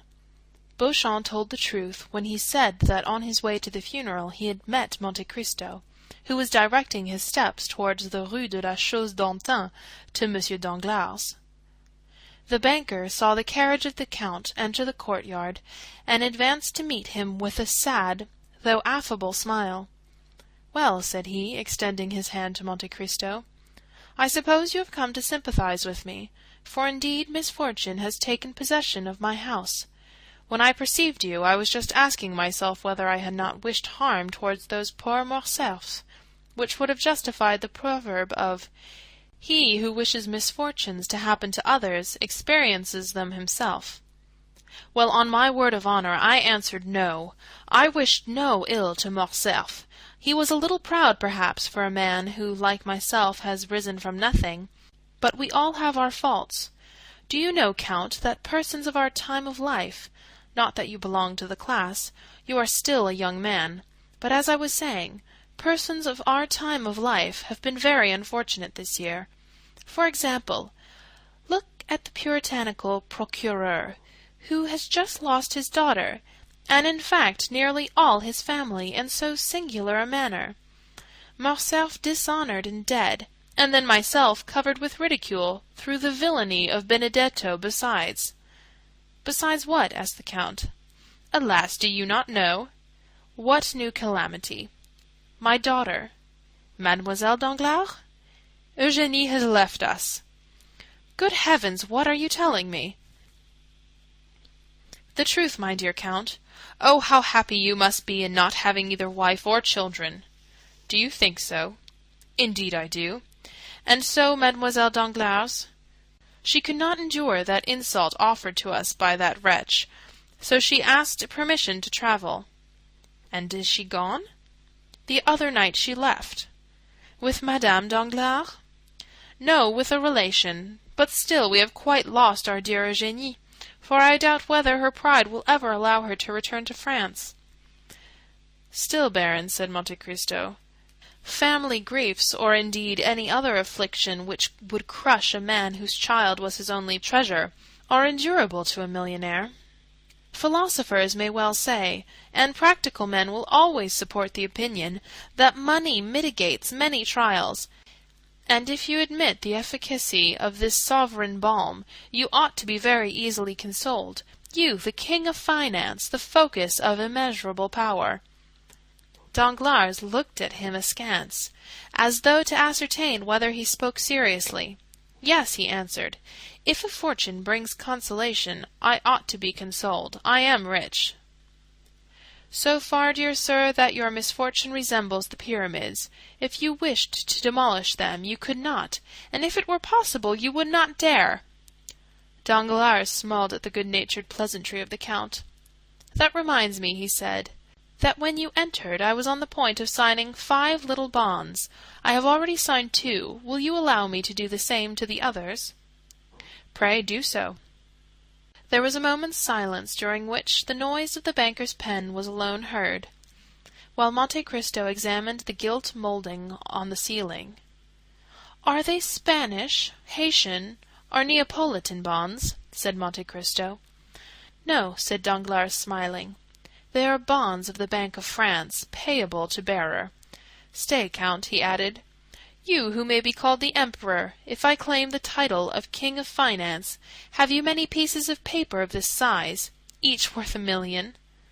The Count took in his hands the papers which Danglars had so proudly presented to him, and read, "To the Governor of the Bank, please pay to my order, from the fund deposited by me, the sum of 1,000,000, and charge the same to my account. Baron Danglars." 1, 2, 3, 4, 5, said Monte Cristo. 5,000,000. Why, what a Croesus you are! "This is how I transact business," said Danglars. "It is really wonderful," said the Count. "Above all, if, as I suppose, it is payable at sight." "It is indeed," said Danglars. "It is a fine thing to have such credit. Really, it is only in France these things are done. 5,000,000 on 5 little scraps of paper. It must be seen to be believed." "You do not doubt it?" "No." "You say so with an accent. Stay, you shall be convinced. Take my clerk to the bank, and you will see him leave it with an order on the treasury for the same sum." "No," said Monte Cristo, folding the 5 notes. "Most decidedly not. The thing is so curious. I will make the experiment myself. I'm credited on you for 6,000,000. I've drawn 900,000 francs. You therefore still owe me 5,100,000 francs. I will take the 5 scraps of paper that I now hold as bonds, with your signature alone, and here is a receipt in full for the 6,000,000 between us. I'd prepared it beforehand, for I am much in want of money today." And Monte Cristo placed the bonds in his pocket with one hand, while with the other he held out the receipt to Danglars. If a thunderbolt had fallen at the banker's feet, he could not have experienced greater horror. "What?" he stammered. "Do you mean to keep that money? Excuse me, but I owe this money to the charity fund, a deposit which I promised to pay this morning." "Oh, well, then," said Monte Cristo, "I'm not particular about these 5 notes. Pay me in a different form. I wished from curiosity to take these, that I might be able to say that, without any advice or preparation, the house of Danglars had paid me 5,000,000 without a minute's delay. It would have been remarkable. But here are your bonds. Pay me differently." And he held the bonds towards Danglars, who seized them like a vulture extending its claw to withhold the food that is being wrested from its grasp. Suddenly he rallied, made a violent effort to restrain himself, and then a smile gradually widened the features of his disturbed countenance. "Certainly," he said, "your receipt is money." "Oh dear, yes, and if you were at Rome, the house of Thomson and French would make no more difficulty about paying the money on my receipt than you have just done." "Pardon me, Count, pardon me." "Then I may keep this money?" "Yes," said Danglars, while the perspiration started from the roots of his hair. "Yes, keep it, keep it." Monte Cristo replaced the notes in his pocket with that indescribable expression which seemed to say, "Come, reflect. If you repent, there is still time." "No," said Danglars. "No, decidedly no. Keep my signatures. But you know none are so formal as bankers in transacting business. I intended this money for the charity fund, and I seem to be robbing them if I did not pay them with these precise bonds. How absurd! As if one crown were not as good as another. Excuse me."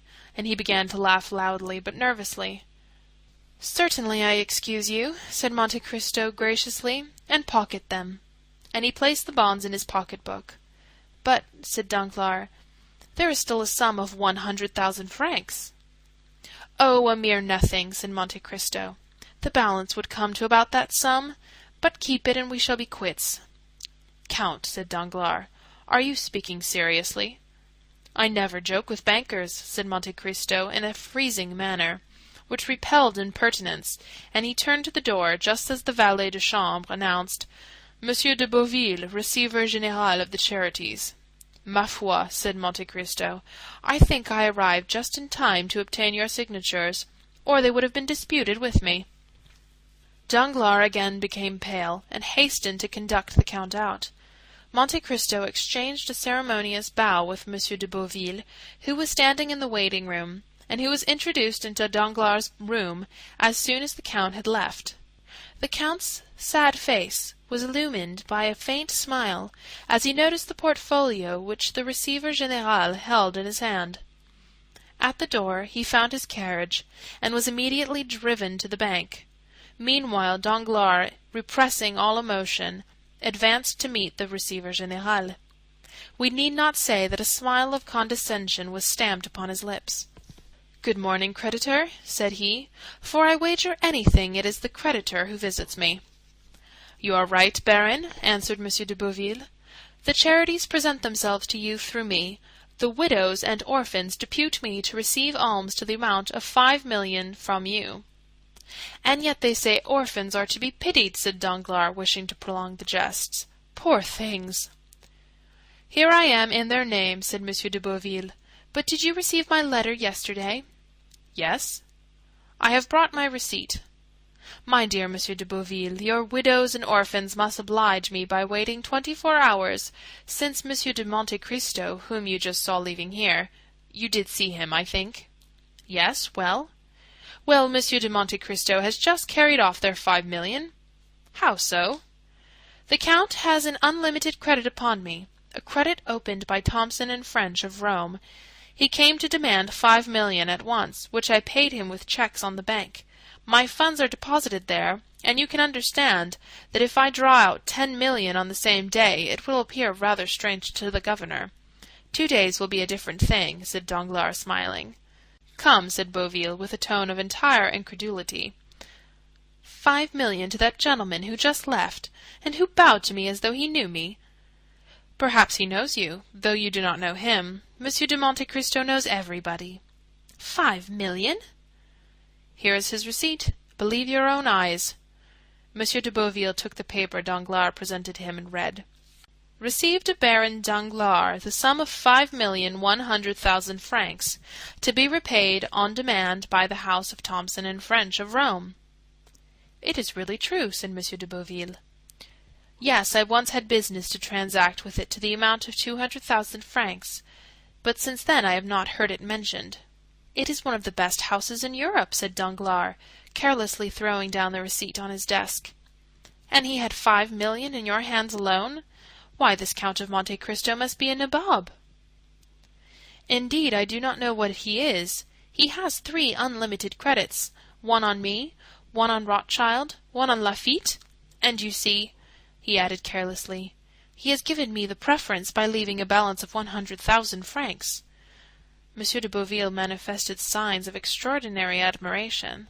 "I must visit him," he said, "and obtain some pious grant from him." "Oh, you may make sure of him.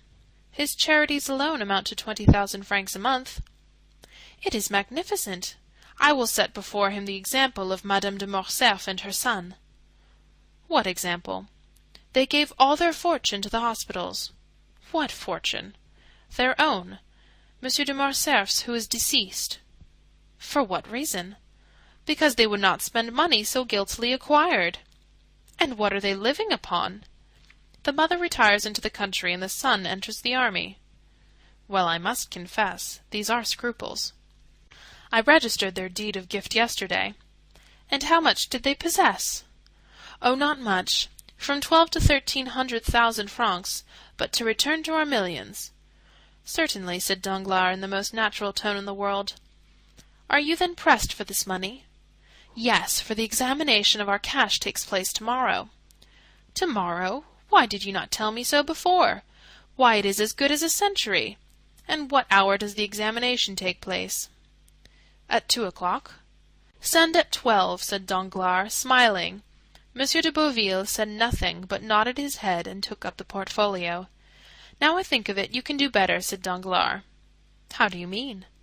"The receipt of Monsieur de Monte Cristo is as good as money. Take it to Rothschild or Lafitte's, and they will take it off your hands at once." "What, through payable at Rome?" "Certainly. It will only cost you a discount of 5,000 or 6,000 francs." The receiver started back. "Ma foi," he said, "I prefer waiting till tomorrow. What a proposition!" "I thought perhaps," said Danglars with supreme impertinence, "that you had a deficiency to make up." "Indeed," said the receiver, "and if that were the case, it would be worth while to make some sacrifice." "Thank you, no, sir." "Then it will be tomorrow." "Yes, but without fail." "Ah, you're laughing at me." "Send tomorrow at 12, and the bank shall be notified." "I will come myself." "Better still, since it will afford me the pleasure of seeing you." They shook hands. "By the way," said Monsieur de Beauville, "are you not going to the funeral of poor Mademoiselle de Villefort, which I met on my road here?" "No," said the banker. "I have appeared rather ridiculous since that affair of Benedetto, so I remain in the background." "Bah, you are wrong. How are you to blame in that affair?" "Listen, when one bears an irreproachable name, as I do, one is rather sensitive." "Everybody pities you, sir, and above all Mademoiselle Danglars." "Poor Eugénie," said Danglars. "Do you know she is going to embrace a religious life?" "No." "Alas, it is unhappily but true." The day after the event she decided on leaving Paris with a nun on her acquaintance. They are gone to seek a very strict convent in Italy or Spain. "Oh, it is terrible," said Monsieur de Beauville, retired with this exclamation, after expressing acute sympathy with the father. But he had scarcely left before Danglars, with an energy of action those can alone understand who have seen Robert Marseilles represented by Frederick, exclaimed, "Fool!" Then enclosing Monte Cristo's receipt in a little pocket-book, he added, "Yes, come at 12 o'clock. I shall then be far away." Then he double-locked his door, emptied all his drawers, collected about 50,000 francs in banknotes, burned several papers, left others exposed to view, and then commenced writing a letter which he addressed, "To Madame la Baronne Danglars." "I will place it on her table myself tonight," he murmured. Then taking a passport from his drawer, he said, "Good, it is available for 2 months longer." End of chapter 104 from the Count of Monte Cristo.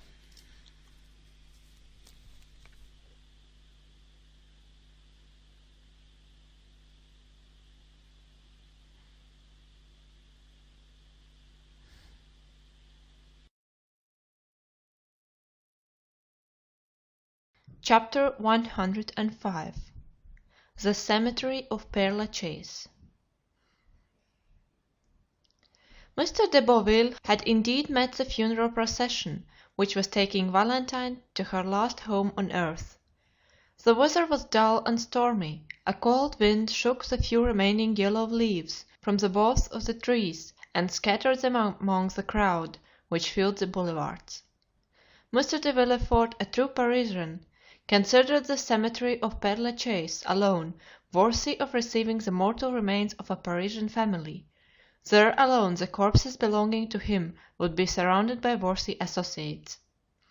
He had therefore purchased a vault, which was quickly occupied by members of his family. On the front of the monument was inscribed, "The families of Saint Méran and Villefort," for such had been the last wish expressed by poor Renée, Valentine's mother. The pompous procession therefore wended its way towards Père Lachaise from the Faubourg Saint-Honore. Having crossed Paris, it passed through the Faubourg du Temple, then leaving the exterior boulevards, it reached the cemetery. More than 50 private carriages followed the 20 mourning coaches, and behind them more than 500 persons joined in the procession on foot. These last consisted of all the young people whom Valentine's death had struck like a thunderbolt, and who, notwithstanding the raw chilliness of the season, could not refrain from paying a last tribute to the memory of the beautiful, chaste, and adorable girl, thus cut off in the flower of her youth. As they left Paris, an equipage with 4 horses at full speed was seen to draw up suddenly. It contained Monte Cristo. The count left the carriage and mingled in the crowd who followed on foot. Chateau Renaud perceived him and immediately alighting from his coupé joined him.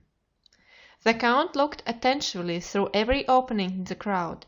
He was evidently watching for someone, but his search ended in disappointment. "Where is Morrel?" he asked. "Do either of these gentlemen know where he is?" "We have already asked that question," said Chateau Renaud, "for none of us has seen him." The count was silent, but continued to gaze around him. At length they arrived at the cemetery. The piercing eye of Monte Cristo glanced through a cluster of bushes and trees, and was soon relieved from all anxiety, for seeing a shadow glide between the yew trees, Monte Cristo recognized him whom he sought. One funeral is generally very much like another in this magnificent metropolis. Black figures are seen scattered over the long white avenues. The silence of earth and heaven is alone broken by the noise made by the crackling branches of hedges planted around the monuments. Then follows the melancholy chant of the priests, mingled now and then with a sob of anguish escaping from some woman concealed behind a mass of flowers. The shadow Monte Cristo had noticed passed rapidly behind the tomb of Abelard and Heloise, placed itself close to the heads of the horses belonging to the hearse, and following the undertaker's men, arrived with them at the spot appointed for the burial. Each person's attention was occupied. Monte Cristo saw nothing but the shadow, which no one else observed. Twice the count left the ranks to see whether the object of his interest had any concealed weapon beneath his clothes. When the procession stopped, this shadow was recognized as Morrel, who, with his coat buttoned up to his throat, his face livid, and convulsively crushing his head between his fingers, leaned against a tree situated on an elevation commanding the mausoleum, so that none of the funeral details could escape his observation. Everything was conducted in the usual manner. A few men, the least impressed of all by the scene, pronounced a discourse, some deploring this premature death, others expatiating on the grief of the father, and one very ingenious person quoting the fact that Valentine had solicited pardon of her father for criminals on whom the arm of justice was ready to fall, until at length they exhausted their stores of metaphor and mournful speeches. Monte Cristo heard and saw nothing, or rather he only saw Morrel, whose calmness had a frightful effect on those who knew what was passing in his heart. "See," said Beauchamp, pointing out Morrel to Debray, "what is he doing up there?" And they called Chateau Renaud's attention to him. "How pale he is!" said Chateau Renaud, shuddering. "He is cold," said Debray. "Not at all," said Chateau Renaud slowly. "I think he is violently agitated; he is very susceptible." "Bah!" said Debray, He scarcely knew Mademoiselle de Villefort, you said so yourself." "True. Still I remember he danced 3 times with her at Madame de Morcerf's. Do you recollect that ball, Count, where you produced such an effect?" "No, I do not," replied Monte Cristo, without even knowing of what or to whom he was speaking, so much was he occupied in watching Morrel, who was holding his breath with emotion. "The discourse is over. Farewell, gentlemen," said the count, and he disappeared without anyone seeing whither he went. The funeral being over, the guests returned to Paris. Chateau Renaud looked for a moment for Morrel, but while they were watching the departure of the count, Morrel had quitted his post, and Chateau Renaud, failing in his search, joined Debray and Beauchamp. Monte Cristo concealed himself behind a large tomb and awaited the arrival of Morrel, who by degrees approached the tomb, now abandoned by spectators and workmen. Morrel threw a glance around, but before it reached the spot occupied by Monte Cristo, the latter had advanced yet nearer, still unperceived. The young man kneeled down. The count, with outstretched neck and glaring eyes, stood in an attitude ready to pounce upon Morrel upon the first occasion. Morrel bent his head till it touched the stone, then clutching the grating with both hands, he murmured, "Oh, Valentine!" The count's heart was pierced by the utterance of these 2 words. He stepped forward and touching the young man's shoulder said, "I was looking for you, my friend." Monte Cristo expected a burst of passion, but he was deceived, for Morrel turning around said calmly, "You see I was praying." The scrutinizing glance of the count searched the young man from head to foot. He then seemed more easy. "Shall I drive you back to Paris?" he asked. "No, thank you." "Do you wish anything?" "Leave me to pray." The count withdrew without opposition, but it was only to place himself in a situation where he could watch every movement of Morrel, who at length arose, brushed the dust from his knees and turned towards Paris, without once looking back. He walked slowly down the Rue de la Raquette. The count, dismissing his carriage, followed him about 100 paces behind. Maximilian crossed the canal and entered the Rue Meslay by the boulevards. 5 minutes after the door had been closed on Morrel's entrance, it was again opened for the count. Julie was at the entrance of the garden, where she was attentively watching Penelon, who, entering with zeal into his profession of gardener, was very busy grafting some Bengal roses. "Ah, count!" she exclaimed, with the delight manifested by every member of the family whenever he visited the Rue Meslay. "Maximilian has just returned, has he not, madame?" asked the count. "Yes, I think I saw him pass; but pray call Emmanuel." "Excuse me, madame, but I must go up to Maximilian's room this instant," replied Monte Cristo. "I have something of the greatest importance to tell him." "Go then," she said with a charming smile which accompanied him until he had disappeared. Monte Cristo soon ran up the staircase conducting from the ground floor to Maximilian's room. He listened attentively, but all was still. Like many old houses occupied by a single family, the room door was paneled with glass, but it was locked. Maximilian was shut in, and it was impossible to see what was passing in the room because a red curtain was drawn before the glass. The count's anxiety was manifested by a bright color which seldom appeared on the face of that imperturbable man. "What shall I do?" he uttered, and reflected for a moment. "Shall I ring?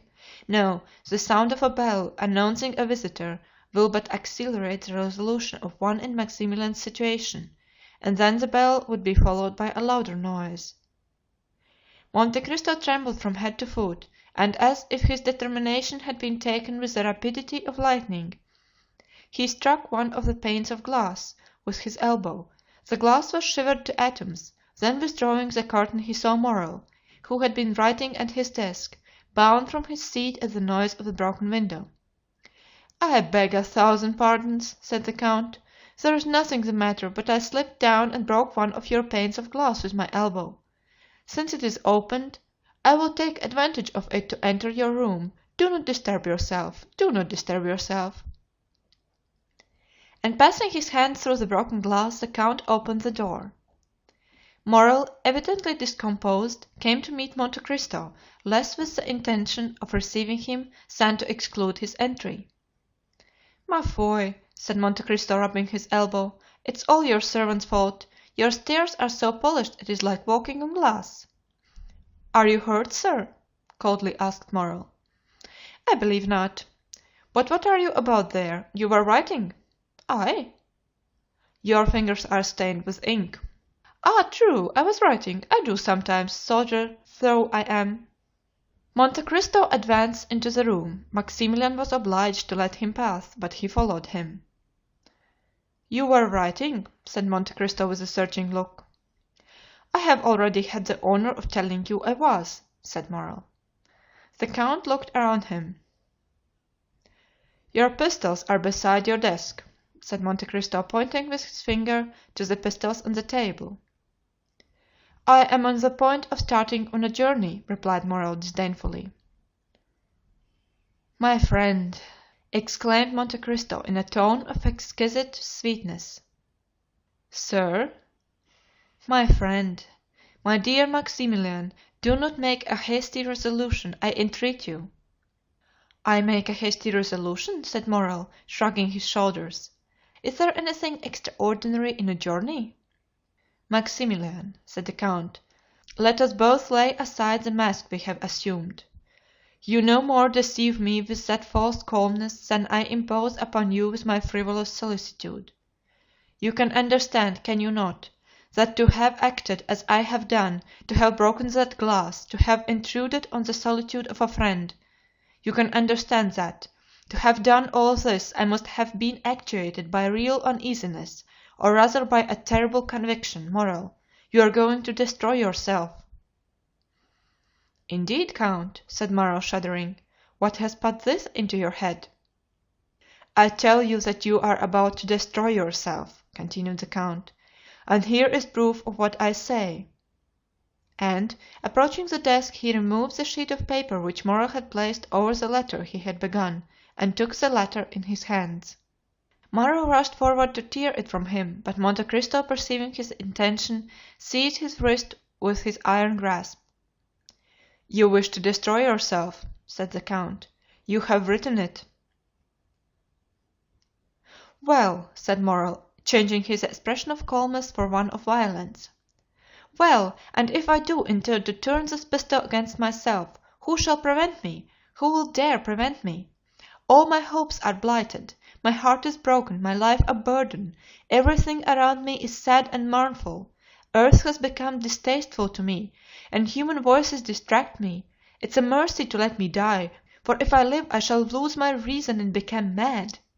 When, sir, I tell you all this with tears of heartfelt anguish, can you reply that I am wrong? Can you prevent my putting an end to my miserable existence? Tell me, sir, could you have the courage to do so?" "Yes, Morrel," said Monte Cristo with a calmness which contrasted strangely with the young man's excitement. "Yes, I would do so." "You!" exclaimed Morrel with increasing anger and reproach. "You, who have deceived me with false hopes, who have cheered and soothed me with vain promises, when I might, if not have saved her, at least have seen her die in my arms! You who pretend to understand everything, even the hidden sources of knowledge, and who enact the part of a guardian angel upon earth, and could not even find an antidote to a poison administered to a young girl! Ah, sir, indeed you would inspire me with pity were you not hateful in my eyes. Morrel! Yes, you tell me to lay aside the mask, and I will do so, be satisfied. When you spoke to me at the cemetery, I answered you. My heart was softened when you arrived here. I allowed you to enter. But since you abuse my confidence, since you have devised a new torture after I thought I had exhausted them all, then, Count of Monte Cristo, my pretended benefactor, then, Count of Monte Cristo, the universal guardian, be satisfied. You shall witness the death of your friend." And Morrel, with a maniacal laugh, again rushed towards the pistols. "And I again repeat, you shall not commit suicide." "Prevent me, then," replied Morrel, with another struggle which, like the first, failed in releasing him from the count's iron grasp. "I will prevent you." "And who are you, then, that arrogate to yourself this tyrannical right over free and rational beings?" "Who am I?" repeated Monte Cristo. "Listen, I am the only man in the world having the right to say to you, Morrel, your father's son shall not die today." And Monte Cristo, with an expression of majesty and sublimity, advanced with arms folded toward the young man, who, involuntarily overcome by the commanding manner of this man, recoiled a step. "Why do you mention my father?" stammered he. "Why do you mingle a recollection of him with the affairs of today?" "Because I am he who saved your father's life when he wished to destroy himself, as you do today. Because I am the man who sent the purse to your young sister and the pharaon to old Morrel. Because I am the Edmond Dantes who nursed you a child on my knees." Morrel made another step back, staggering, breathless, crushed. Then all his strength gave way, and he fell prostrate at the feet of Monte Cristo. Then his admirable nature underwent a complete and sudden revulsion. He arose, rushed out of the room and to the stairs, exclaiming energetically, "Julie! Julie! Emmanuel! Emmanuel!" Monte Cristo endeavored also to leave, but Maximilian would have died rather than relax his hold of the handle of the door, which he closed upon the count. Julie, Emmanuel, and some of the servants ran up in alarm on hearing the cries of Maximilian. Morrel seized their hands and opening the door exclaimed in a voice choked with sobs, "On your knees! On your knees! He is our benefactor, the savior of our father! He is—" He would have added Edmond Dantes, but the count seized his arm and prevented him. Julie threw herself into the arms of the count. Emmanuel embraced him as a guardian angel. Morrel again fell on his knees and struck the ground with his forehead. Then the iron-hearted man felt his heart swell in his breast. A flame seemed to rush from his throat to his eyes. He bent his head and wept.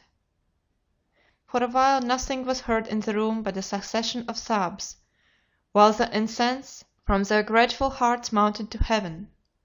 Julie had scarcely recovered from her deep emotion when she rushed out of the room, descended to the next floor, ran into the drawing room with childlike joy, and raised the crystal globe which covered the purse given by the unknown of the Alice de Milan.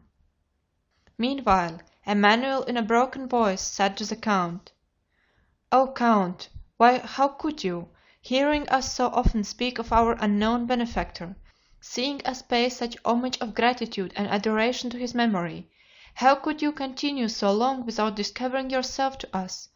Oh, it was cruel to us and, dare I say, to you also." "Listen, my friends," said the count, "I may call you so, since we have really been friends for the last 11 years. The discovery of this secret has been occasioned by a great event which you must never know. I wished to bury it during my whole life in my own bosom, but your brother Maximilian wrested it from me by a violence he repents of now, I am sure." Then turning around and seeing that Morrel, still on his knees, had thrown himself into an armchair, he added in a low voice, pressing Emmanuel's hand significantly, "Watch over him." "Why so?" asked the young man, surprised. "I cannot explain myself, but watch over him." Emmanuel looked around the room and caught sight of the pistols. His eyes rested on the weapons and he pointed to them. Monte Cristo bent his head. Emmanuel went towards the pistols. "Leave them," said Monte Cristo. Then walking towards Morrel he took his hand. The tumultuous agitation of the young man was succeeded by a profound stupor. Julie returned holding the silken purse in her hands, while tears of joy rolled down her cheeks like dewdrops on the rose. "Here is the relic," she said. "Do not think it will be less dear to us now we are acquainted with our benefactor." "My child," said Monte Cristo coloring, "allow me to take back that purse. Since you now know my face, I wish to be remembered alone through the affection I hope you will grant me." "Oh," said Julie, pressing the purse to her heart, "no, no, I beseech you do not take it, for some unhappy day you will leave us, will you not?" "You have guessed rightly, madame," replied Monte Cristo, smiling. "In a week I shall have left this country, where so many persons who merit the vengeance of heaven lived happily, while my father perished of hunger and grief." While announcing his departure the count fixed his eyes on Morrel and remarked that the words "I shall have left this country" had failed to rouse him from his lethargy. He then saw that he must make another struggle against the grief of his friend, and taking the hands of Emmanuel and Julie, which he pressed with his own, he said with the mild authority of a father: "My kind friends, leave me alone with Maximilian." Julie saw the means offered of carrying off her precious relic, which Monte Cristo had forgotten. She drew her husband to the door. "Let us leave them," she said. The count was alone with Morrel, who remained motionless as a statue. "Come," said Monte Cristo, touching his shoulder with his finger. "Are you a man again, Maximilian?" "Yes, for I begin to suffer again." The count frowned, apparently in gloomy hesitation. "Maximilian, Maximilian," he said, "the ideas you yield to are unworthy of a Christian." "Oh, do not fear, my friend," said Morrel, raising his head and smiling with the sweet expression on the count. "I shall no longer attempt my life." "Then we are to have no more pistols, no more despair?" "No, I have found a better remedy for my grief than either a bullet or a knife." "Poor fellow, what is it?" "My grief will kill me of itself." "My friend," said Monte Cristo, with an expression of melancholy equal to his own, "listen to me. One day, in a moment of despair like yours, since it led to a similar resolution, I also wished to kill myself. One day your father, equally desperate, wished to kill himself too. If any one had said to your father, at the moment he raised the pistol to his head, if any one had told me, when in my prison I pushed back the food I had not tasted for 3 days, if any one had said to either of us then, 'Live, the day will come when you will be happy and will bless life,' no matter whose voice had spoken, we should have heard him with the smile of doubt or the anguish of incredulity. And yet, how many times has your father blessed life while embracing you? How often have I myself?" "Ah," exclaimed Morrel, interrupting the count, "you had only lost your liberty, my father had only lost his fortune, but I have lost Valentine." "Look at me," said Monte Cristo, with that expression which sometimes made him so eloquent and persuasive. "Look at me. There are no tears in my eyes, nor is there fever in my veins, yet I see you suffer. You, Maximilian, whom I love as my own son. Well, does not this tell you that in grief, as in life, there is always something to look forward to, beyond? No, if I entreat, if I order you to live, Morrel, it is in the conviction that one day you will thank me for having preserved your life." "Oh, heavens!" said the young man, "oh, heavens! What are you saying, count? Take care, but perhaps you have never loved."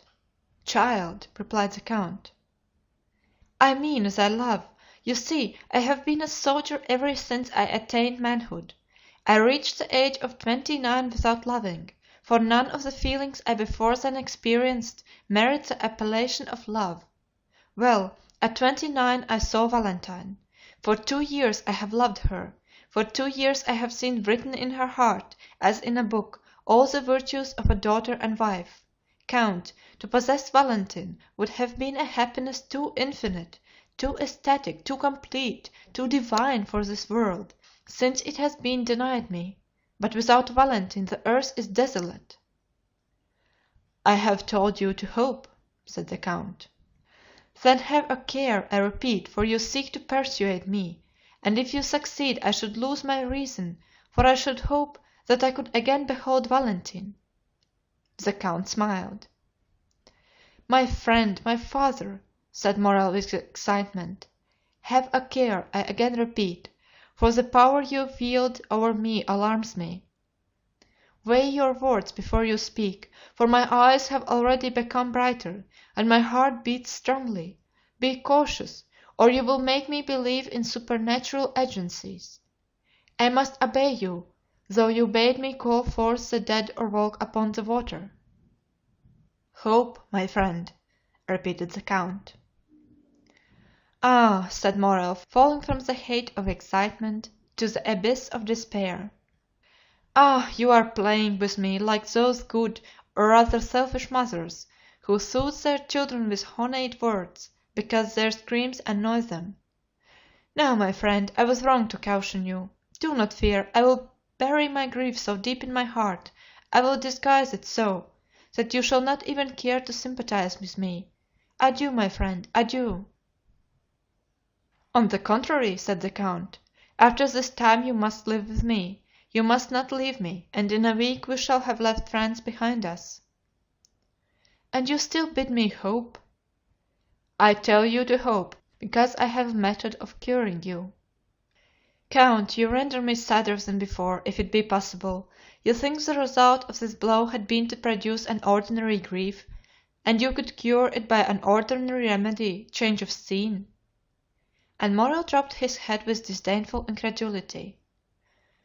"What can I say more?" asked Monte Cristo.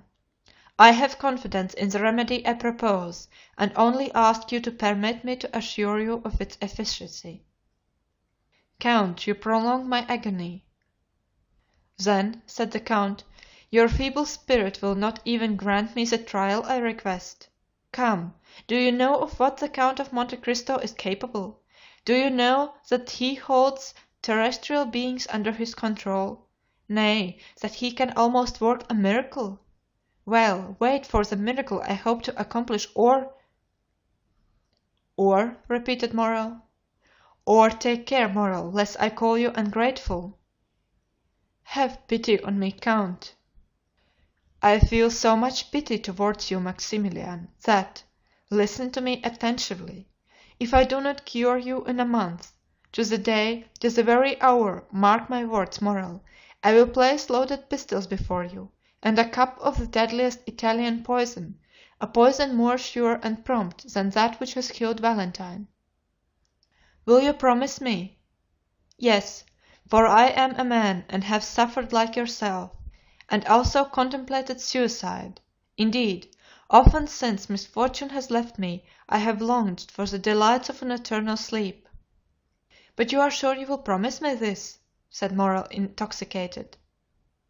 "I not only promise, but swear it," said Monte Cristo, extending his hand. "In a month, then, on your honor, if I am not consoled, you will let me take my life into my own hands, and whatever may happen you will not call me ungrateful?" "In a month, to the day, the very hour and the date are sacred, Maximilian. I do not know whether you remember that this is the 5th of September. It is 10 years today since I saved your father's life, who wished to die." Morrel seized the count's hand and kissed it. The count allowed him to pay the homage he felt due to him. "In a month you will find on the table, at which we shall be then sitting, good pistols and a delicious draught; but, on the other hand, you must promise me not to attempt your life before that time." "Oh, I also swear it." Monte Cristo drew the young man towards him and pressed him for some time to his heart. "And now," he said, "after today you will come and live with me. You can occupy Heidi's apartment, and my daughter will at least be replaced by my son." "Heidi?" said Morrel, "what has become of her?" "She departed last night." "To leave you?" "To wait for me. Hold yourself ready then to join me at the Champs Elysees, and lead me out of the house without anyone seeing my departure." Maximilian hung his head and obeyed with childlike reverence. Chapter 105